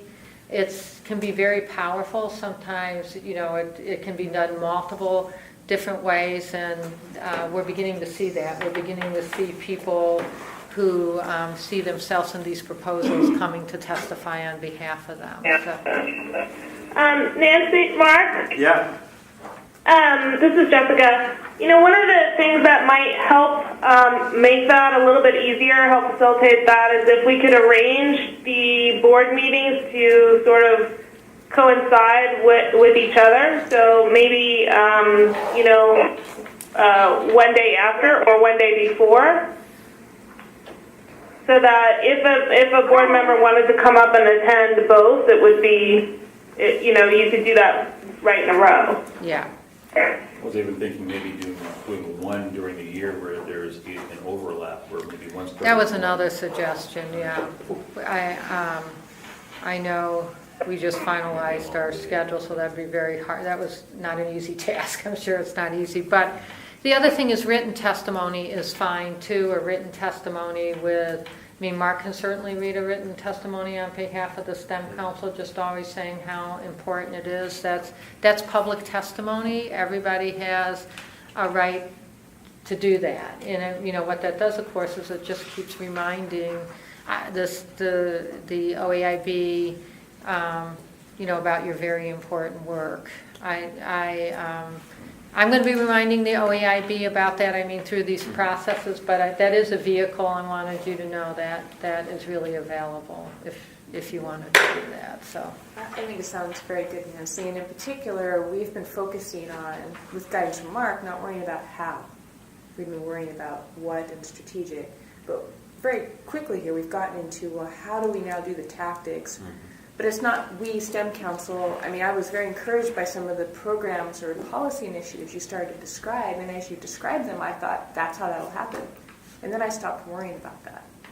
So knowing more about how the education side is actually already looking to implement things, and like schools getting rewarded because they have 90% attendance and X number of credits, I could start to see the picture, which is probably very clear to you, but maybe much less clear to us trying to figure out how to be supportive. So hearing from you or the person from UAB or some of those more tangible tactics, I think will be very useful for and I think us. that can be really helpful when I come. So, that's something that I think, I do want us to do is that. It sounds like that might be a first thing that might be useful the next time I come, is to show how I can show you which of these I believe is really going to have an impact on STEM in order to get students ready and graduated and there for the job. Right, So, back to the goals that we're supposed to be making sure are met. And one thing along that is we talk about students having their personal achievement record and saying, I want to be Superman, and so I know I need to go do these things. And a gap that's come up has been, how do they know? Where do they get that? And it's not the old traditional school counselor per se. So I would wonder where in all of this is the overarching people that are giving those students multiple touch points on things they might be able to do with their lives. Right. And I'm sure that must be buried in some of these different programs, but it's like a thread that runs through. The other thing that I'll share with you is the investment graphic that Nancy mentioned earlier that shows all of these put from the early learning into career sort of framework, and then also there's a matrix that provides a one paragraph description of each one of these investments that I'll share out to y'all as well, because I think that'll give you a better sense of what each of these are trying to accomplish and what is the impact on the number of students, the scope, etc. But every one of these are not for faint of heart. There's a lot of work that goes into these and a lot of resources that have to get allocated. That, so be it, coming back to we have the resources to execute this, and how do we do this in a way that kind of moves the whole thing together to get the outcomes we're looking for. So I would argue that, along with what Dwayne was saying, there's a lot of underrepresented and children who don't have necessarily the right situation to guide them, so relying on their environment isn't.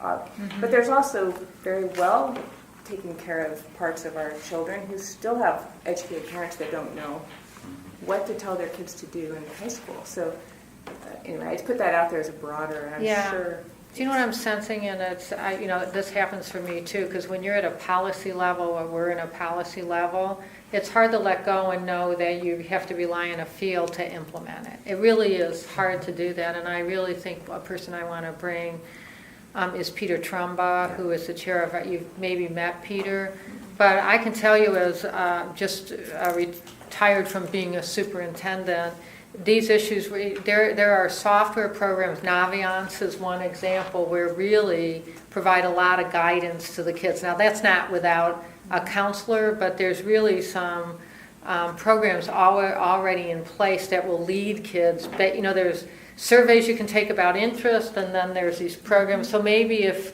someone like Peter came and really showed you how does it happen in a high school, if we really created a clear pathway, and that's something I know you're just working on your plan. We're working on this too. I think what's really important to the governor and to me too is we have to have a vision of a pathway to these jobs. That's what you've said, but we've got to get it a lot clearer so kids know about the pathway. It can get reflected in the advising or in the technology tools that help us with advising or with the supports we do around advising. And but I think to show you how that would all work, because it's hard if you've never been in a school to see how does it go from here to really getting going in a school. So does that sound like something that might be interesting at one point, just to have someone just show you kind of how they all play together and then how they could play out? Because we could try as much as we want, but if this doesn't happen in our schools, we're not going to be able to make it happen. And I do believe there's many strong leaders wanting the same thing. By the way, when you go out to schools are very excited about STEM careers, CTE and STEM, and how can you, I was saying this to Jim at an event I saw him, we want to make sure that a child who chooses a CTE career knows that that's a great beginning career, but I might want to go on and be an engineer or something like that. I think when I was superintendent, I used to job shadow that kids, which they weren't always that happy to have the superintendent job shadowing them, but I was in a welding class with a young man, and we were just not connecting because it was like he didn't like, because I was doing his welding, and that was really driving him crazy because I wasn't near as good at it as him. And he told me that he was building a chopper. And I said, well, I'll come out and ride your chopper. And I created a connection with this young man, and it was foolish. I did go ride that chopper, but I laid it down, as they said. It didn't. But the point is, this kid, it wasn't pretty. That's not a pretty picture here. Unfortunately, She's got pictures. I'll share them. it's on YouTube because people heard the superintendent was going to ride the chopper, so kids are out there with their iPhones. It was posted, and I really was going straight for a wall, but laid it down and was able to survive it. But this young man, we really did connect, and we've stayed connected. And I think when I saw how talented he was, because he's won these contests, how you take stuff apart and put it back together. I think the bridge building stuff. And he is a welder now. He's a professional welder, and I thought, I should have said to him, there's these other careers, you'd be a great engineer, because this kid... I would be so careful with that, though, because we get so focused about the 4-year degree. Yeah. And all there's needs there, that's much more under control than the middle 4-year opinion. There's all these shovel-ready jobs, but nobody has a relationship with a shovel. Right? Americans don't want to work, and yet plumbers, electricians, and low-voltage technicians, and IT, all these 2-year and degree or certificate type jobs are where the real opportunities are to grow, especially in rural Oregon, the base. And I think, and I agree, you'll have the kids move through that want to go and get those, and you have to give them exposure, and CTE is so important in middle school and high school to expose kids on whether or not they want to get a 2-year certificate, associate's degree, or go on to engineering. I think that's critical, but we can't force or think the only good result is getting your degree. No, but you could just, I just think we also need to make sure kids who are in CTE know there's other choices if they choose it. That's all I'm saying. Quite honestly, I don't think this young man, he loves what he's doing, and he's probably making more money than an engineer would. And I would actually challenge that paradigm. Yeah. Because I think it's an old paradigm, and I think that it is a paradigm we actually need to move beyond. We in the industry don't see that paradigm anymore, vocational versus non-vocation. We see the difference between inspired creators and people who are not inspired creators. Yeah, right? I love that, yeah. And that's basically what it boils down to. We call it T-shaped people, and that's what we need. And so the fact that if you listen to the story, it's a very powerful story, but what was the critical element of it? You validated him as a creator. Yeah. That was so empowering for him. And the fact that he ended up as a welder, that gives him the environment to create. Right. And he's successful. The problem is that you see so many kids who don't label themselves, don't see themselves as makers and creators. Mm-hmm. And that is the great injustice. Yes, yes, that's beautiful. And that's what we need to change. Mm-hmm. Because that passive receptacle and just the kids who say, why am I here? The 4th graders who can't do those math facts multiplication sheets fast enough write themselves off as not being able to create and grow. Exactly. And so it's an interesting paradigm. And so we don't see STEM, I mean, we've had this discussion, we don't see STEM really about curriculum. Mm-hmm. It has obviously curriculum dimensions here. But STEM has an opportunity to unleash creative genius and empower kids as makers and creators. Right. We as industry, that's what we need. So we're being selfish at the table. That's what we need out of the educational system. We don't need obedient learners. Mm-hmm. we need inspired learners, because the reality is that every day we walk in the door, we are facing problems we have never seen before. And if we don't have a team around us to say, I don't know how to solve that problem, can you guys go solve that? If they don't feel like, yeah, I can solve that, and come together and solve it, we can't build our company. That's our future. Right. I mean, that really is Right. our future. So Right. the kids will, and it's not just kids, right? You know, I'm thinking about the Khan Academy has a great story about this one guy that his teacher said you will never be an engineer. Okay, because he was just not getting, you know this story? I was told that. Yeah, so you will never be an engineer because Experience in real time. you can't get this math stuff. And the reason he couldn't get the math stuff is because he couldn't get it repeated to him enough times so he got it. So he actually was using the Khan tools, and he went through the same process like 30 times. And no teacher or anybody would have ever sat through that with him. But when he got it, and he really got it well to the point where he excelled at it. So it wasn't just a matter of you can't do it, it's just the process didn't work for him. Yeah, it's how do you put these two rules together, because in high school, kids do ask a lot, like I want to be an X or I want to be a Y, and how do I get to be an X or Y? And, we might want to say, you also have to be a good thinker and a creative person. That's what's really important. But people are kind of looking for how do I get Formula. to this, X or and how do Y I aren't get to even that? there when they get out of college or Huh? out of school. Yeah. X and Y is moved. And exactly, because that's really a falsehood, Yeah. quite frankly, because they're holding on to something. Because if they, because that may be something that they feel like they will need to survive and to be successful, because that's what they're told. But if we don't teach them how to go and struggle with hard problems as a team and solve it and acquire skills on the fly, the different thing, these kids are also working in an environment where knowledge is different than what. We went to school to acquire knowledge. These kids don't have to worry about knowledge because guess what? It's right here, right? Yeah. What we need to do is to say, how do you solve that problem? Because we've seen this. Oh, I've got to learn JavaScript to solve that problem? Oh. Yeah. I have to learn I have to learn how to do this? My daughter was like, Dad, I got to make this movie tomorrow. I'm doing this whole thing for my presentation. Can you help me? I don't understand how to do this. I said, I don't know how to do that. I walked back up in her room half an hour later, and she says, Dad, look at it. And I said, how did you learn how to do it? Oh, it was easy. She did that on the internet, and she solved the problem. And I went, these kids are learning differently than how we learn. And so that's why we're seeing this, Nancy, to be honest, is not a curriculum issue, but a cultural issue.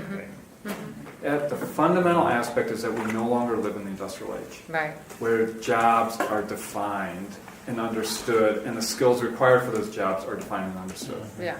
So, I think another policy piece you'll be really interested in is we have this, because, I think I'm thankful for the hubs, because we're going to have to change a lot of structures to get there, out there in the current systems, right? I mean, right now there's majors and precise courses and all these things that you have to take, but one of the other policy pieces we're doing is, it's called credit for prior knowledge, and it's exactly what you're talking about. I mean, I have a colleague whose son didn't, traditional college didn't work for him, but he actually, like Khan Academy, has put together videos, but they're more colorful, like they're graphically intense. And he's an expert in biology. I think NASA has asked him to do some stuff. This is a kid who needs credit for prior knowledge. I mean, if degrees matter, he can demonstrate more than many people who've been through college. So I get what you mean, and that's an important conversation, because there's a lot of policies that need to be put in place to make that happen. So I appreciate that, and I appreciate, Eric, what you had to say too. And on the cultural side of things too, I'd add is like we had an intern that he was raised in an urban, rough neighborhood. So the way he spoke, the way he wrote, people immediately in our company reacted, whoa, who is this guy? Because they immediately set up a stereotype, that he was uneducated just by the way he communicated. But that was just the way he was raised. Right. He was a smart kid, and he was going into community college. So I almost had to rebuild him from the the ground up in many ways, and then he had to talk to my employees and say, you got the wrong idea about this kid. So there's a lot of cultural teaching that needs to go on within our, in our employers and businesses. Maybe, Aubrey, do you have any questions before we wrap this up, since you've been kind of quiet? I just want to make sure you have the opportunity. You're there? Jessica, you have any other further questions? No. She's got a new learner, baby. Congratulations, Jessica. I know you guys keep hearing her when I turn off the mute. So I think we've taken a lot of your time, Nancy. Yes. We do appreciate it. Oh, Jim, I'll be a second. Aubrey there? I just said I couldn't get my phone off. I'm sorry, but Jessica's baby answered or asked my question for me, so thank you. Thanks, Aubrey. Thanks, Nancy, for your time. Yeah, my pleasure. Yeah, we spent a lot of time. Thank you for your engagement coming to the meeting. We really appreciate having Mark with us. Mark has been helpful and really pushing us along and helping us see some great things going on. And you can see the council's totally engaged in this topic and passionate about it. So we have more work to do. Obviously, we'll want to see how this all plays out. That's where the rubber meets the road. I think understanding these various swim lanes and what's there, and then the kind of commitment and how this budget gets unfolded is going to be important. Whether this is just $1 or it's really how is it allocated, because it's going to be critical that we see the kind of commitment to these various swim lanes, not just a number that somehow gets sliced and diced. So that'll be helpful. Yeah, the process is really about policy concepts that are going to move the needle on kids. So I don't think any of us would want just a number either, but so I get that. You need to have commitment. And then obviously the legislative process will be the next step in this. So I'm not done. Okay, any final questions? Thank you. Good. Appreciate Thanks, it. Nancy. Appreciate your feedback. Like 5 minutes? Yeah, let's take a 5-minute break. Yeah. Okay, let's go ahead and get started again. We've got about, we need to leave about 10 minutes for public comment and wrap up. So we do have some things we do need to get going on, and I really do appreciate the feedback from the council to Nancy and the discussion. That was good, and I think she's going to be engaged. Thompson, your comments were really spot on in terms of the Jim, conversation. I want to thank you for I know that you took the initiative to reach out to her, and I think that was a really great. Do my job. I'm here in the council. No, that's good. And I think she's receptive, and we need to move forward. So we have to we do have an objective to put a plan together, and I agree with Eric's point is that we don't want to spend a lot of time on a plan, but we do need to lay out what it is. And probably the most important thing are the tactics on how we get there. And so I'm going to have Mark lead us in a conversation. But as I think of the strategic plan, we don't have to spend a lot of time working on this. It has to cover the problem statement. What are the goals that we want to achieve? What are the strategies and tactics to do that? And then ultimately the metrics that we measure our outcomes by. But I don't know if we need to spend a lot of time on that, because I think we all know what it is. And I think Mark could go away and give us a good rock basically to start that. But if it has the problem statement, it agrees what the goals and objectives are, the strategies and the tactics, that's helpful. But we are going to need help on the tactics. I think that's one area that we'll need help. And in the agenda, there's an item to talk about the need for work groups as well as advisory groups to help us in this kind of journey that we're going to go on. So Mark, you want to take it from there and give us your thoughts on that? Yeah, well, I wanted to walk us through just a couple of, again, some framing pieces, in terms of, we've already talked about really what do we want the plan to do, what function is it going to serve, in terms of both selling it to different communities, different audiences, being a unifying factor, providing that case making so we don't have to keep going back to that,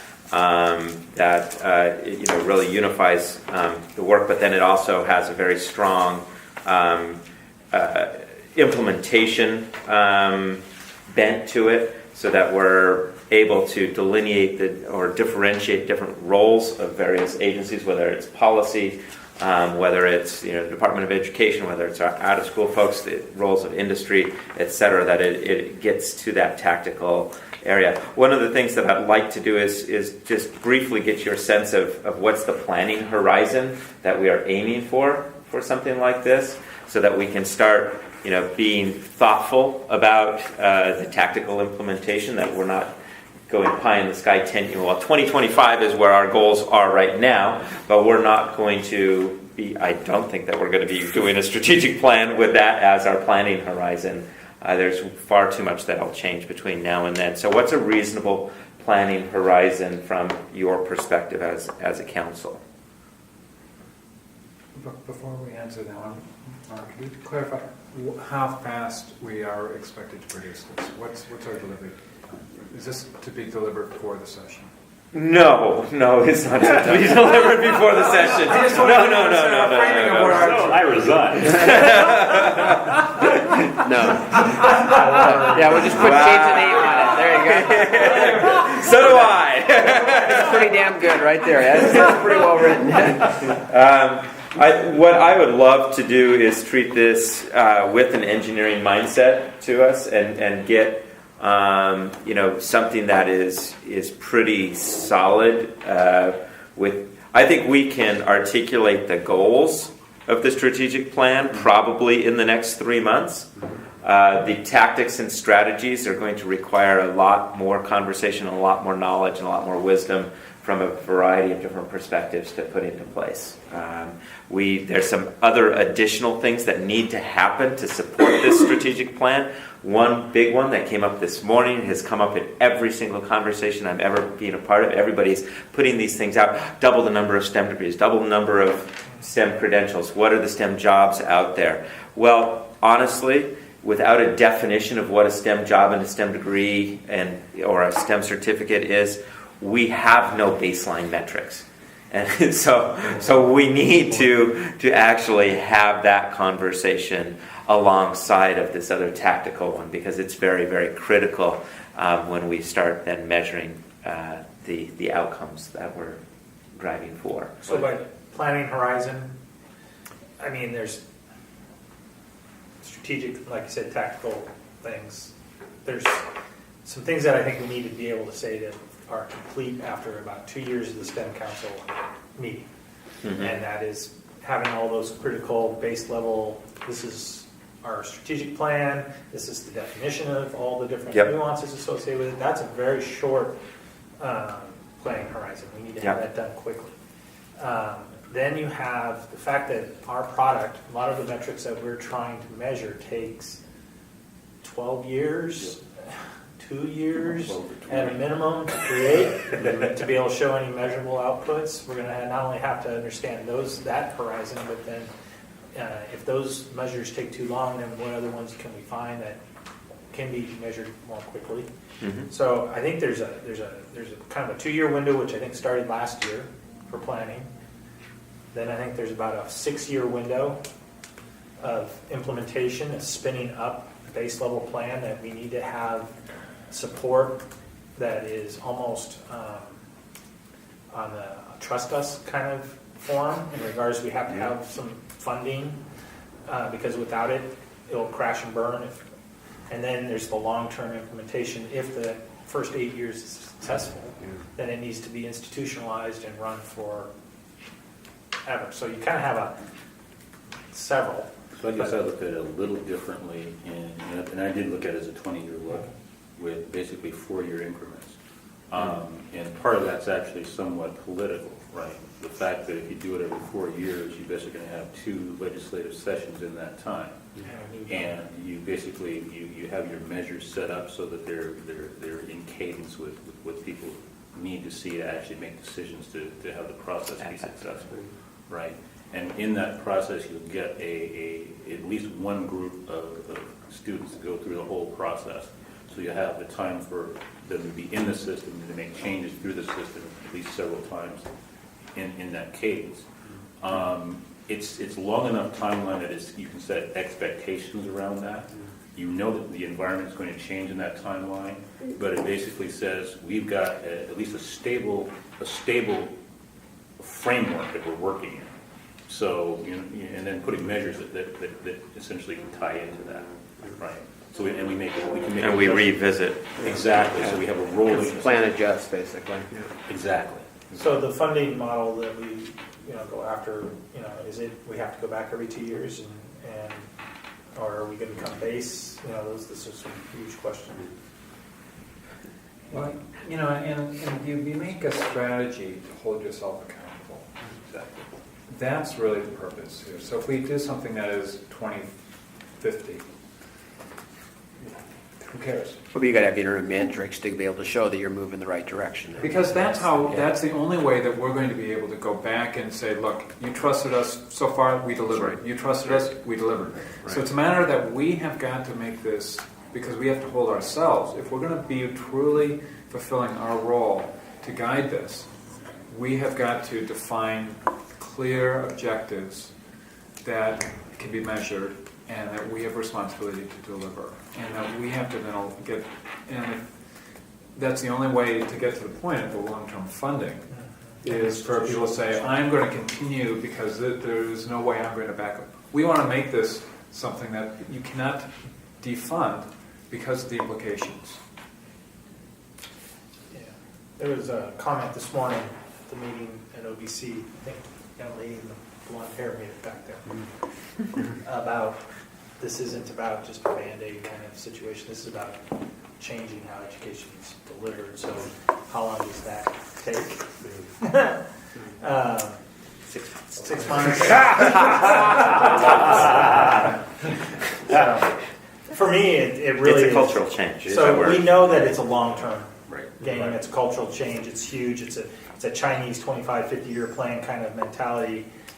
But what's bound by what you just said, the fact that the legislature meets every 2 years and they have the purse strings. So we've got to figure out how we Well, I think there's a But short. you Go ahead, Jim. You can measure changes in behavior. I mean, you can measure things that are being done differently, and ultimately, the long-term results is going to have to play itself out. But if you're changing the educational framework, if that's based on best practices and is shown and proven to deliver great results, you can show that you're moving the ship. It's going to take time to get the end product out the door, but the ship is moving, and the educational outcomes, the learning compacts, whatever is changing, you can see that difference. And I think that's important to measure those differences, knowing that it's going to take for the younger kids, it's going to take a long time. Maybe there's the older kids, we need to not lose sight of them too, because they're in the pipeline also. Well, and to that point, I mean, we're talking about a 20-ish year plan, or at least a 20-year strategy. Part of our strategy is to actually inculcate that cultural change and then have people out of the system that have the experience go back into the educational framework, right? So we're not exactly, so as our population ages, we're actually replacing some of the teachers with people that have come through this framework, that get what we're trying to do, that don't have to be re-educated about what we're trying to accomplish in our state, right? And they will, and by the end of this, you know, or not the end, but in 15 plus years, they will have grown up with it. Right, so it won't be something that they had to learn. It's just something that is just how it is. So when we did this at ETIC in 1997, it was a 10 years, $100 million investment from the state. We made it crisp and clean. This is what we expect from the state. If you sign up to this, know for the next 10 years we're going to be back asking for additional money, additional resources, up to $100 million. Now that was $70 million ago. The program's now 16 years and $70 million over that because they saw value at the end of the 10-year cycle. But we do have to make this, set the expectation very, very early that this is not just a 2 or 4 year It's not a Band-Aid issue. It's Well, not a Band-Aid. and I think, Eric, this is such a critical piece of the puzzle, is that if we don't come forward with that, with the framing of the scope of the commitment that we're expecting in a multi-year context, we're not fighting the right fight. Yeah. And interesting, we didn't mention it to Nancy, but the fact is that we're on a granting kind of establishment here, putting things out there to get things started and everything else. So a commitment from the state in those 10 years or whatever, that they not only are going to renew our grant funds every year to do more work, but they're also going to support it on the backside by plussing up the sustaining funds for those programs out on the streets. Because if there's no sustainment to what we invest in, it disappears.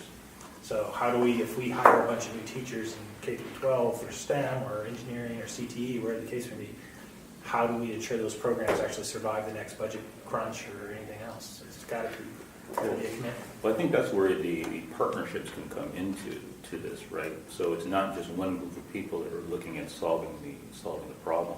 I mean, if you look at it from a philanthropy perspective, they've got so many different things that they invest in, which are the ones that they're going to have the most impact. But there's also the other aspect about reallocating the existing operational funds, because one of the things that we did as the experiment when we went in as the Innovation Academy into Franklin High School, where there was no computer science, there was no administrative support, there was no presence at all, and we started working with kids around solving problems. And we started the academy there. And so finally, the spring of last year, the teacher who had been involved with it, and who only had a one-year contract, was offered, the principal came to him and said, you know, if you can find enough kids to put together a computer science class, I might be able to cobble together enough money for you to pay you. And so he said, great, okay. So he went away, and the forecast came in. And rather than 20 kids, it was 240 kids. So they all of a sudden were 4. Now, this was a lesson that Terrell Smith taught me. One of the first things that he says, Thompson, never forget the money follows the kids. So at Franklin High School, they went from no computer science, nothing, to 240 kids, 8 classes, and 2 computer science teachers in 1 year. Now, that's why when we talk about inspiring kids to desire to go into these careers, the money is going to follow the kids. Madison High School, another school that we started, again, nothing. They now have 140 kids and 2 computer science teachers in 5 classes.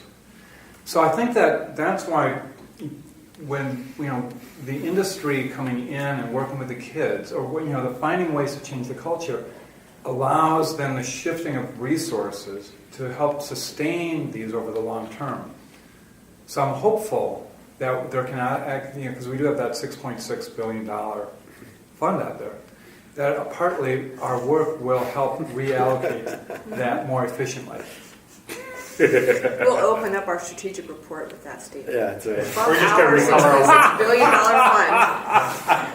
fund. No, I like what you're saying. I think it's clear, I'll say this, it is clear that we cannot expect new money to be the basis of all the educational reform that we're talking about. You have to spend existing dollars. So are we're willing to take, I think, Dwayne's comment, 4-year plans with a 20-year horizon? I think that really... That makes a lot of horizon. In regards to the process to develop it, I think the smaller the group that proposes or puts a framework together that people then can edit and comment to is the only way I would suggest that we go, because if we do this in a large group or number of chefs in the kitchen, it'll be a disaster. There's too many special interests. What I think so 2 things. One, on the timeline, would it make sense for a 4 plus 2 year planning horizon? So why the plus 2 is to understand that there's a continuity across that administrative boundary that we're aiming for. So there's a sort of a 4-year tight, we set our metrics on 4-year increments type of thing, but we have this additional aspirational piece that carries us a little bit beyond that event horizon. What does that look like?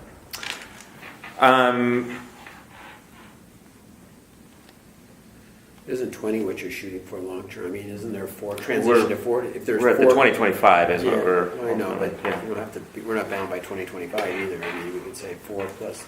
It's every 4 years, but a 20-year horizon. I mean, we could do that if we... 2025 should show up somewhere in our timeline. Yeah. But we're looking there and beyond. Okay. Right. And actually, I mean, you could continuously add 4-year blocks on the other side, right? Sure. So even though our plan starts out, it's almost like the governor's budget in a way. It's always it's a 20-year look of sorts, and you just add another 4 years on at the end when you finish a 4-year period, right? So you're always evolving the process. And if you want to take an assessment look, you really have a 3-year implementation with a 1-year strategy and analysis on the back end of it, right? So if you look at, so basically the 2 years you're talking about go from like year 3 to 5, right? Yeah. With that essentially funding cycle in the middle of that 2-year gap, as well as kind of a recalibration depending on what the legislature might do. Let's use this as a starting point, and then as we actually evolve it, we're going to say, oh yeah, we're going to need an extra year in order to plan for the next one, and there's going to be overlap between this plan and the next plan, and stuff like that. Okay, so let's go with a 20-year planning horizon and 4-year increments, unless there's other. The only question I have is whether or not we're prepared this year to start the clock, or do we ask for the remainder of next fiscal year for organizing? Well, I think what we would want to do is maybe start that with this biennium, as a fresh biennium. So July 1st, 2015? So the funding that comes out of the process is the baseline budget, in a sense. For the first 2 years at least, but then it's going to have to. Are we tying it to the political cycle? Legislative cycle or political cycle? They're the same, actually. They're just one happens 6 months before the other. Yeah. So it's July 1st, fiscal year, July 1st is 2015 through July 1st. You got to be ahead of that. You got to be ahead of all that to make it happen. So it's got to be year end to be frank. I mean, you got to be done by the end of the year to make a difference in the cycle. So I'm hearing 3 timelines now. One, according to the legislative timeline, the calendar, or the political campaign. The other one is school year. Is the other thing. School. But thinking about You bum. the School year actually makes a lot of sense. The dollars. The dollars show up on some date. They show up There's on July something 1st. that happens within there that you have to do to ensure next dollars, but that's not. But then that also actually ties into the school year. Because if we say, okay, let's the end of the year. Because it's the end of the year, okay, then, so the first year we're going to hit the ground running is going to be our 2014-2015 school year with funding that's But you've coming got to plan ahead. You got to be in the. So you have to be at the governor's office in now, right now. Well, that's what I'm saying, but that's what we got to be planning So for. how it always worked at ETIC, again, just because it's all state money, is that our budgets always started July 1st, and they ran through the 2-year cycle. We were always lobbying for that next July 1st budget 9 months prior, right now. Right now. Right? And we'd have to know how we were already going to spend the money if we got it now. Yeah. So you always had to be 9 months before you spent the money. You have to actually know how you're going to spend it. Now you know why I asked the question about when are we going to have the strategic plan ready? Right, so in a Be sense, careful. we have a I mean, this is the framework. question. Are we going to, because last year, was it a year ago? We were like, well, we don't know. I guess there's some money here. And it kind of happened, and but we did not take the forefront in terms of looking at those investments. To be honest, we did put some things out there to the OEIB ahead of this process. It may not be the whole ask. We did throw 3 things out there around STEM funding, programs, and the talent development. So we did put an ask out there early on the process. It wasn't a full strategic plan, but it was a starting of the process. That's going to be negotiated this session. period. So we've already kind of done it for this period. It isn't complete like it should be, but we have a $20-some million ask out there right now to move this initiative forward. Albeit it's not under a plan, it isn't well. And that was why we're grilling Danielle and so we are in the process. There's the one piece of paper framework that lined out those ideas, and it sounds to me like, Just let's assume for a minute it's $2, $5, or $20 million. That shows up in July. Right. So between now and July, we should put together, I guess, the pieces around how that money gets spent, correct? In conjunction with Nancy or however that works. I'm wondering, there's a fiscal piece and there's a leadership decision piece. So there's the leadership decision cycle, and then there's also an implementation cycle with the school year. So we as a strategic council, I don't think that we need to be tied to the tactical pieces of the funding, the programs of the STEM hubs, etc. But we have to actually be ahead of that cycle to inform the funding pieces. So we're starting now in order to be ready to inform how those funds get spent. September. So we would want 14th. something to inform this legislative cycle. So in the future, we would want something by December. Probably September of 16 for the next cycle. We're September 14. Yeah, or to inform November. legislative concepts. Because you got to get to the etc. governor, you got to get it in front of them, you got to get in front of the business council. You got to have September of 16 is when you have to have a plan ready to sell and market For So 17. basically, for this is our- 17. With results of what we've done from now until then. So basically, this is our seed fund. Yeah. So we're seeding This is high this power math, guys. I know.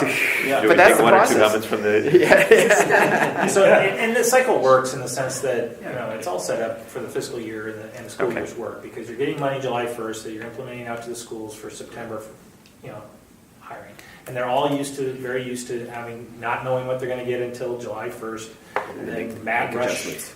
hiring through the summer, to load up Okay. for school year activities. So, So you're thinking We better get some School more year. groups.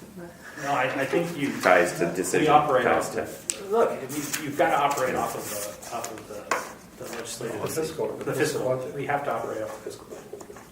And it's fine, because it's close enough to the school year. So with the expectation that in this first round, we're going to cobble together a rough framework with a rough number, and we're just going to say the $20 million. To capture. It's basically what we're doing, recognizing that we're going to be implementing over this 2-year cycle with metrics so that 2016, September 16. September 2016, we are going to have this thing locked and loaded to be presented and negotiated and Right. with for the next man. Yeah, well said. Yeah, that's very late. So, yeah, And then, that seems far away to me. Well, we're pretty well. Well, I would love to have something a lot earlier, at least. Yeah. But that's. I don't think we're saying that's when we have the strategic plan ready. No. But we have all of our ducks in a row Yeah. by We- Yeah, 2016. We're Has to have executing a, against the strategic plan by then. yeah, we're implementing. Yes. Yes. We're going to be implementing in this next Whatever we have. I We're would gonna be- argue, we already are against the piece of paper. We've created a strategic plan, albeit it's not very thought through yet. But we do have It's a strategic framework, a a strategic framework that we're working on. thought through from a tactical They're investment level. recommendations is what we put forward. But we have to, with the expectation that that we're moving into a sustainable model Yeah. that we're moving forward and that we're moving, that's how we sort So let's move on to the next Yeah. topic. So, a couple of things here. I do want to get your thoughts on the various key elements, but I'm wondering if we shouldn't just sort of, given this last conversation, jump to a little bit of a more tactical piece in terms of the process of developing this plan, and I'm wondering if we shouldn't start with defining those high-level goals. I mean, many of these plans have very similar goals in terms of inspiration, of increasing student interest, increasing the quality of student attainment, educator quality and capacity, industry relationships, public communication. I mean, there's some really common goals, and we can put our Oregon flavor and spin on those. But then the real meat is in the development of understanding the operating environment that is unique to Oregon, and what are some of the infrastructure pieces, what are some of these, how do they all fits into that implementation So, story. I mean, we have these plans you've given us. You have a good sense. Why don't you put those goals together as a starting point? Starting point. Let's Okay. not, and then we can react to it. But I think that we Okay. all know what they are, and we might want to add or subtract a little bit. But I think you've got a sense. But these, between all the documents we have, we've got. Well, I would love then to put that out to the STEM hubs. I was going to say, and the to get three groups you've already proposed all should have, ultimately, that's their job, is to figure out how to tactically get it out there and what sub-goals are going to run. What are those top-end goals is what this committee should be doing, right? right. So there may be all sorts of different and ever-changing goals within hubs, within K-12 grants, and within talent council. The objectives are going to change and should change over that 20-year horizon, but those goals should The top remain pretty sound. And be able to have metrics that you can measure those Yes. goals by, not just Right. nice words, but things that you could actually monitor and measure outcomes. So. I'll work on the nice words. Yeah. No, the metrics, just to let you know, we are on November 21st. I meant to have this as part of my update. We're going to be having a joint conversation to co-construct an outcomes framework for the state for the regional achievement collaboratives and the STEM hubs that tie to the 40-40-20 and the OEIB goals. So I'm anticipating metrics that are coming out of those that are interim metrics that also will inform the council's work. Would like to invite council members who are interested in data conversations to participate in that meeting on the 21st. It'll be probably here in Salem, maybe in Eugene. Hey, when we wrote October? November 21st, yeah. When we wrote the law Yeah. that created this, Kyle hopped in if you think differently. One of the things that we did is we had to sell it, Yeah. right, and get it through the legislature. We had to put some sort of key indicator, right? And so it was decided in 30 minutes that it was going to be double this, and double that.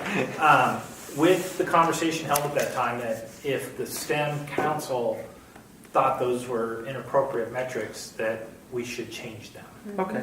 Yeah. Right? And that, or we should, if not, if we don't want to try to rip them out of the statute, because they may actually sit in the statute, They do. then we should at least identify some very key ones that we're going to emphasize when we report out.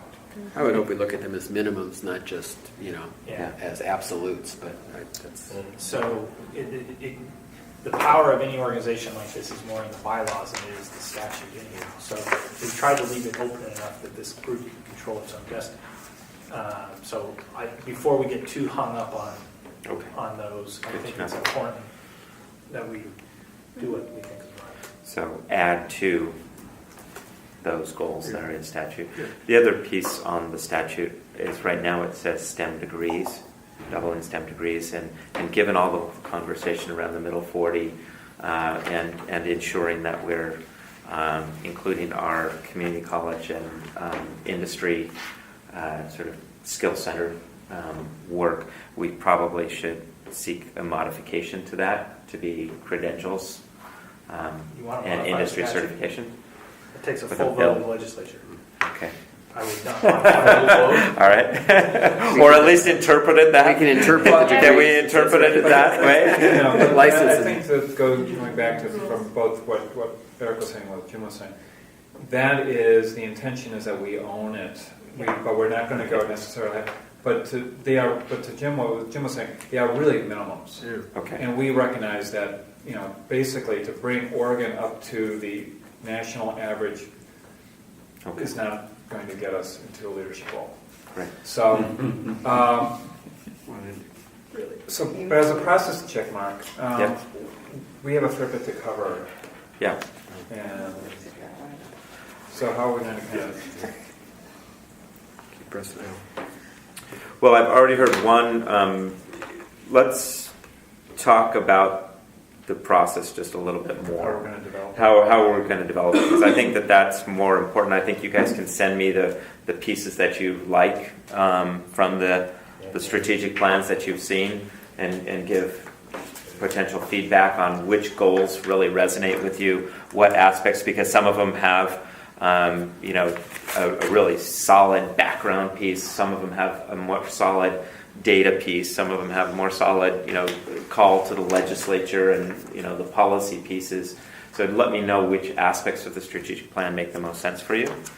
I've heard that Mark has an action item to get before the next STEM Council some draft goals, and I'd love to vet those to the hubs prior to that council meeting, to put out to them for comment and to a broader constituency that also includes seeing Beth here as our after-school partners as well, who are deeply involved in the STEM work. And as a process, are we going to be asking you to kind of put together a framework, or should we be forming a working group to do that, to bring to the council? I would like a working group. I think we need a working group. I would think that a small working group would be great, and then bring back to the council and then take out to the community. Perhaps would be a great way to do it. And then from the community, bring it back to the council, so that we make sure that what's brought back to the community has really helped us hone that.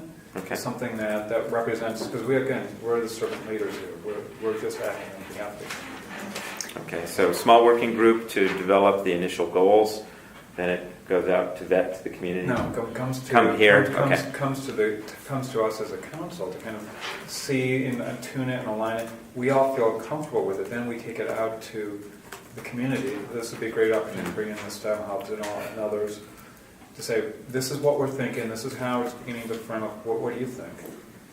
Incorporate that feedback, bring it back then with those comments back to the council. Then we do a final honing, and then we can then release it. So I have a question then on that process, because I like it. Somewhere in there, either the subgroup or the council, that's where an advisory from some of those leads come in. So do those leads, in a sense, forming our advisory council, form up around maybe the smaller group initially because they're needing some outside thought and input to shape some of the early thing?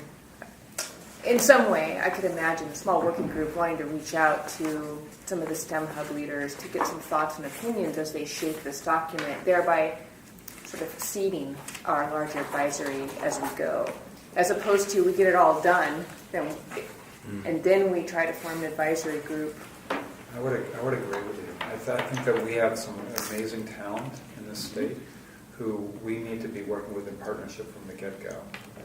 And then in that way, it becomes a more informed draft to come here, because but then we want to then take that into a broader community to make sure that we're all, because going back to the original intention here, this isn't an alignment document. And if we're going to be, if our intention is to be transformational, that can only happen if there is that alignment. That only happens if we bring it into a process that everybody feels that they own, and it was reflective of themselves in the community. And they're part of the process and truth from the beginning as opposed to a semi-polished doc. How far do we take that before it gets watered down by the politics of trying to get alignment, though? Because this is also somewhat semi-disruptive as well. I thought it gave the small working group a little more leeway, per se, to initially get some of that input. But it still has the broader council making sure that whoever's on the overall advisory group represents all interests appropriately. What if we had a small group, say 3 STEM council members, myself, and then select individuals who represent the broad, to develop a plan without, or even the initial plan without input from educators, without input from out-of-school providers, without input from workforce investment boards, I think is really would be ill-advised. I think we really want their input from the very, very beginning. Mm-hmm. Exactly. So perhaps that small group could propose 3 or 4 of that community they plan to reach out to from that perspective. The broader council could talk more about what the advisory group should look like, so that we end up in a place. I'll just, from a trust perspective, it actually is all the right input. Data side, ignoring politics for a minute. Yeah. Or how it looks, or equity lens at the moment. Sure. What's the right group of people to make sure that the document that comes out is informed? Yeah. So, Initially. Mark, I'm sure you have your short list, but I would the love others that. Well, we in our second council meeting last December, we put forward a list of potential advisors to serve on the committee, and I think that what we would want to do is right now is there recommendations from this body about which constituencies we'd like to reach out to, and then certainly from those, there's some pretty obvious leaders I think that we could pull in. So if you look at your list that we sent out, It's in your folder. There is a list of who could potentially be represented or areas of interest. As I look at the list, clearly the early learning is really important. Really the first 6 or 7 are probably the next 2 get more political, but you definitely do want to have an equity lens here somewhere. But it's not necessarily present. But and it's not just where they're from, but who they are. Oh, absolutely. That's at the end of the day, you want people who can look at collective impact and have an interest in the outcomes, not just their own self-interest. I like the criteria for selection. I think that gets to Thompson's point. What's that? I like the criteria for selection. I think it gets at Thompson's point that you have to consider who they are. Who's But criteria? it's really more about, do we agree that the process is a small group that reaches out to some people here early, Yeah. or waits? I mean, So that's- can we And so- ask for council members to be involved with me alongside that to make this ask and to move this process forward? Writing the plan? For developing, this initial advisory group and to create the sort of draft goals, sort of that high level goals and sort of structure then for the strategic plan is what I would see us bringing back. And then with a larger advisory group or subsets to really flesh out the tactical implementation pieces, and the metrics that's going to take more time. But I think we can get the aspirational pieces in place fairly quickly of that plan, and so that we have a framework to iterate on. Yeah, no. Okay. Not my strength. I would rather. You're a tactical guy. Yeah, I'd rather go after some of these. Other We need you for the legislature. Thank you. That was the one I was You're the sustainability plan. That's right. Yeah, that's right. I'll fight that fight. 'Cause that's exactly. It's extremely technical. This will be a roll up the sleeves Just tell me kind what of to group. sell. Tell me the features and benefits. I'll sell. We have volunteers. Volunteers? We have one. Are we talking about trying to put this advisory group together? No, the actual goals together. The work group that would just develop the initial list of goals and get input from a small selective group of people to advise us on goals. Right, but my understanding was that the responsibility was actually also to take the to shoulder the responsibility, ultimately bringing back to the council. Right. With the advice of the team, of the advisory group. Small advisory group. And then Let's think about it this way. There's a number of subcommittees, right, that we need to probably put together. We need to, Eventually, We yeah. need to kind of figure out what that's going to be. There's only 9 of us, Yeah. right? There should be an Got to sign up for expectation something. that everybody's on a subcommittee. Yeah. So Okay.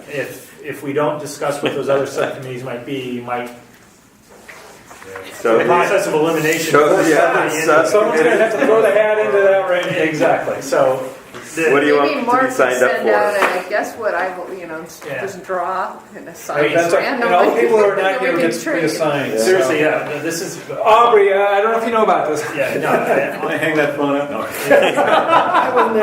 Actually, Fred right now is going to be on all the committees. There you go. Or Fred. So this is always difficult. So do you think, I mean, we have a short-term need in regards to planning. We're going to have a very Yeah. upcoming short-term need for advocacy Yeah. and marketing and communications, right? Because Yeah. we've got to carry this through a session, And we, right? Yeah. And then what else is like the partnership, human, intellectual, and financial resources philanthropy piece is probably farther down the road. Kind of, I think we can take that out, right? and then the research and effective practices is really kind of also in the same group that you've already started talking about. Right? That's, I think that one will take care of itself. It Okay. doesn't need council input right now. Are Right, you I'm saying. proposing to split it up amongst the top 2 for now? so if there's only 2 and there's 9 of us, then and we have to There's worry about 3, quorum, so right? there's the strategic plan, Okay. strategic plan development group, there's a data and metrics group, and a communications and advocacy group. Okay. Does that make sense for us to have Three groups, 9 3 people. groups, 9 people? There we go. Yeah. I will throw my hat in communications. I'm out. You led Eric us all signed the way up to there. bring You chips led and us dip. all the way there. Chips, dip, and- So yeah. I'm in. I don't I'll have sign up for that one. You want chips and dips? I'll be the counterpoint. my governor. You guys are going to be dangerous. Communications. Communications and advocacy, Eric and Dwayne. Oh, I'll work on a strategic plan. Okay, strategic plan for Herb and Thompson. Lisa, what are you signing up for? Well, I can do either. I feel happy with data and metrics or Oh, the I think you're a strategic data plan. metrics girl. Aren't My you? data and metrics. Yeah, I think so. Yeah. Thank you, Lisa. Yeah. Aubrey, what would you like to sign up for? I'll take whatever's left over, Mark. So you're bringing couscous, okay? I can't hear what you said because Dwayne's laughing too hard, so I'm sure whatever it was is not good. Well, this is Eric. Join Dwayne and I, and I'll buy the cocktails. Well, wait. We want you All right, we're devolving here. We've got 10 minutes and we need public comment. If anybody's- And Lisa by herself over there on metrics. Yeah. Jessica?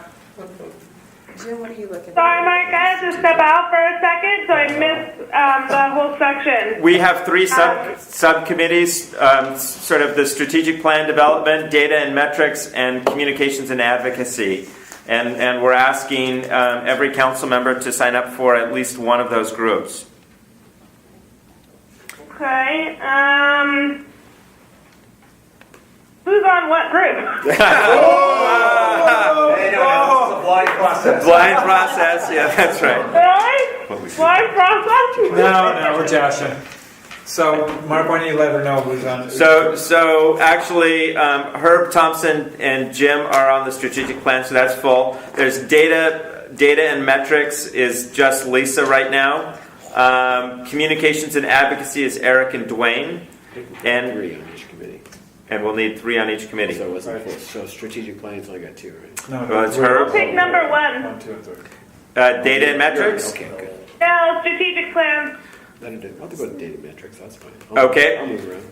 I think that leaves Aubrey coming to Dwayne. Jim, it won't be so bad. So wait a minute. That's my preference anyway. No, we need Fred. So Aubrey, you can do data and metrics or communications and advocacy. I'm putting you on communications and advocacy. The fun group. Jim and I disagree. Sorry. Data and metrics Yeah, are the number crunchers are really. Which would you prefer, Aubrey? Accountants. Well, I'm not a number cruncher. You're not a number cruncher. So communications and advocacy, I think that's a great place for your skill set. And we'll put Fred on data. Right. And so we're all set? Okay. Thank you very much. Just to let the council know, I did send a note to Fred to see if he's got the time and the bandwidth to participate on the council, because we haven't seen him for a while, so hopefully find that out. So. Okay. Hopefully it's just a short-term issue, but He travels like a madman. well, I know that's my concern is we need fully engaged council members. Just so you're aware, I'm watching this stuff, and so it's important. Okay. And we'll have not a full advisory committee yet, an advisory group. We'll have selected advisors to help us with the strategic plan. And to get those strategic advisors, I've heard that the first 7, A through G on our list, to make sure that we have early learning, somebody from the Department of Ed, the formal K-12 system from the field, perhaps through some of our STEM hub work, community colleges and workforce, 4-year university and a private university, and out-of-school STEM programming to be on that advisory. Well, I propose one possible way to come Sure. at that, which is as the strategic small group starts to flesh that out and has interactions with people from all those groups, they're not necessarily advisory members yet. They're not advisory members, they're advising the process. Exactly. And so you for can the get to development know of the these goal. people, you can figure out if they fit against all the stuff, Right. and then there's a council discussion over maybe a Okay. recommended slate So or it's filled something in, that comes full. back for the strategic. Right. Where Right. other Right. council members could When do you put want others that in. accomplished by? It's a good question. I won't speak on behalf of the strategic plan. I would- but I it'd would be nice love by the end to- of first quarter, right, to have some movement on that. Can we have a phone call with each of these 3 groups next week to talk about, and these groups, if you could select somebody who's the lead individual from each of these groups, that we can then say, well, how are you going to function? What are some of the key questions to focus that work of those subcommittees that you want to do? So each person should be thinking that, and then if you can decide, who is lead from each of these, to let me know. I think there's a J on here, business J? associations, on who we should be sector representation and who we should be including in as advisors. So business organizations. Yeah, because frankly, they're going to be critical to any lobbying efforts that we have. Mhm. Because they actually have lobbyists Sure. And I would add, we needed the equity perspective, equity lens. But I certainly think that communities of color here would be is critical. Yeah. So we need to get that. So with that, we'll leave it to the group to decide. Okay. I would like to see the individuals be selected inclusive of That too. the diversity Yes, and, okay. and not just, be adding that as a checkbox. I know that's not the way you meant it. No, I know. But I want and then that, I want think that perspective. in- I don't want to be lost on that. So Yep, we need to have that. absolutely. And I think we'll make sure that is it is a piece of the criteria for selection. But I think we should. I'm going to make it more explicit. Thank you. Okay. Good piece of work. We need to get public comment. We have time for that. Does anyone want to make public comment? Nope. No comment? No, nobody signed up. We were that entertaining? You were actually very entertaining, and I kind of wanted to take my phone, No videotape videotaping. that speech, because it was really great. Yeah. But I do have a couple of comments. Great. So Beth Unverzant, I'm from the Statewide After School Network, and as you were talking about the people who should be included, we've actually been very successful over the last 10 years in our development of relationships with state agency partners. And so I thought, employment department, it would be really great to have somebody from employment who actually could immediately go get data. That would be really good. Workforce investment, and then economic development. So as you think about strategic plan, those people, there are some good people within state agencies that could probably be very helpful in building a long-term plan. Thank you. Yeah, Thank you. Good feedback. Actually, they were on the original list last December. Mark? Wonderful. Yes, I do. I have one thing to say. Good. Kyle Richinol from the Oregon Business Council, and this is for Lisa and Jim. That this morning in our meeting where we were looking at building this strategy and agenda to connect education to careers, one of the action items was to pull together a group really quickly in the next couple of weeks to look at metrics that would guide that strategy, using John Taponia and others to help us. So I'll talk to both of you, Get us on the list, yeah. offline. That would be And ideally, that work will really Now, inform, guide, whatever. That's not fair. You're doing their work. Hey, you had the choice. There is a Well, problem. you chose right one, We Lisa. still have a lot of definitional questions we have to ask. Absolutely. What's in, what's out, and how do we define Yeah. it? That's great. There's Yeah, Kyle, thank you. the industry coalition is coming together. The document that Kyle has that we discussed today is 90% aligned at this time with probably what we're Absolutely. And I'll send it out. Yeah. So the To the key is to council. use that doc, our other lenses that we have to look through because we're doing work for the state, to make sure that they're fully aligned. And I think we're really, really close.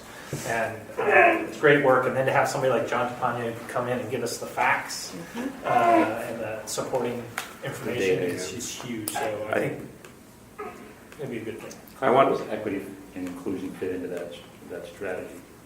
It's one of the Screens, Highlands principles. I goals. understand it. I don't think so. I'm just curious how. Yeah. Well, In regard we to- haven't necessarily figured out all the hows yet. We're still at the what and the why, and the why and the what, and Yep. then we're moving into that. And there are strategies. There's a lot of And good then strategies in there. For the data piece, the two elements that I want to make sure that we're, coordinating on that, the definitional piece, so we have to be really aligned on this, and the council will need to decide on that definition for Oregon at some point. I would like the council to play that role. and so when we're dealing with the employment department and the workforce investment board, et cetera, that they have a data group that has been very, very helpful. Would love to call it POCI, I believe, POCI. And and so they've been very helpful. We're having this conversation with the STEM hubs on interim metrics, and then this STEM research coalition. So in all of those different places, metrics are critical. So we should be, as you think about the work of the data group, let's make sure we have cross-representation from those groups as part of that conversation with metrics to make sure that we're all coming out with a very, very aligned. Well, I'd say also to be thinking in the back of your minds about partnerships, right? Because in those conversations, certain organizations and groups and individuals may show up as people that we really need to have great relationships with. You guys are awesome. One thing to keep in mind is it's election season, and a lot of folks are going to be coming around trying to get your vote. It's Halloween. It's Halloween, yeah. There's no better time than right now to tell your legislators, elected officials how important this is to you, and they're listening right now. Says the chair of the Communications and Advocacy Subcommittee. And they listen even better if there's a check with it. Yes. Give and give often. Well, and there's opportunities where a lot of us sit in places with the schools as well. I think it's one of the places that it's also critical is that we talk to the higher ed folks that this is something that industry wants, because there's resistance to some of these concepts. And they need to hear it from more than just Eric and Laura and others that interact with them, that this is important. They don't necessarily believe we're the crying wolf folks right now. We need to have lots of other people having contact with the schools saying, hey, this is important. Was there something we should be doing between now and December with the governor's budget? I think that the governor's budget, I heard in the process yesterday at the OEIB meeting from the governor himself, is that he's going back and getting updated revenue forecasts, costing analysis around various proposals. So that's when, I've already submitted the projected cost for the three STEM investments. And what On number that, did you he's go into? clear? Yeah. All right. The numbers, that's just an FYI that I've forwarded. I think this is okay to share. If not, okay. Was between, let's see, 4 and 6 million for the STEM hubs. I gave a range there. Around 4 million for the strategic STEM programming, not including a major math push, even though that was part of that. And I said between 10 and 12 million for the Post-Secondary Talent Development Council, thinking, taking the 7 million from ETIC and thinking reasonably in one biennium, adding an additional 3 million to support probably healthcare as the primary, 3 to 5 million to support that, as well as the wraparound services. So to give them a sense of and I said very clearly that this is the functional piece. If there's a strategic reason to plus those up prior to revealing, to negotiate them back down to this level, that's what I would. So I was presenting it as a floor, not as a Directly to the governor. Directly to Nancy, It's gotta go who through passed the screen. it on. Yeah. So what we have to see is in the But translation. that's our request. We have to see how this that's- shows up, and at Yeah. some point, I think we heard from Danny that she'll share with us the budget and how it plays out and where the money is. And the governor's coming back to the OEIB then to present his budget to the OEIB. The obvious concern is that you did what was rational and logical, which generally doesn't work when you're negotiating budgets in the state. Okay. You generally have to go in way over the top because you ultimately will get beat down to what is rational and logical, as opposed to going in rational and logical, you're going to get beat down to something unacceptable.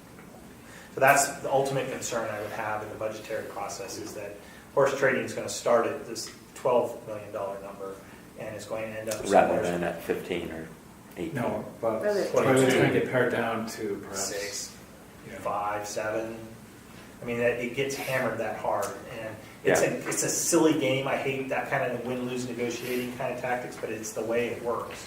Yeah. So ultimately, that's why hopefully Daniel heard and Nancy has heard that the concern I have is that if the governor's budget ends up being disparate from what industry is looking for, that's fine, and they don't have to be aligned, but don't be surprised if industry causes a stir and a push on top to try to get that plus back up. And I think as a STEM investment council that is reporting directly to the chief education officer.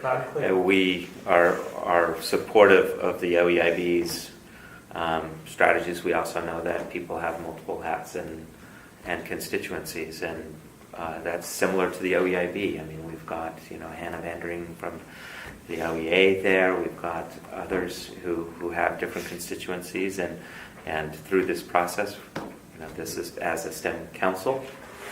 The one, that's our the role. one void we've got, we talked about the math issue, which I think Yeah. Nancy says she's addressed, which isn't in this budget.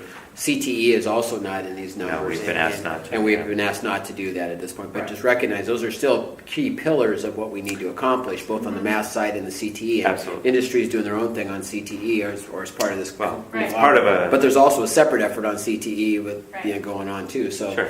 so those are the And things. the good news is the gonna be governor's looking at it as a coordinated continuum. Yeah. So Thank all goodness. those pieces will be in, hopefully.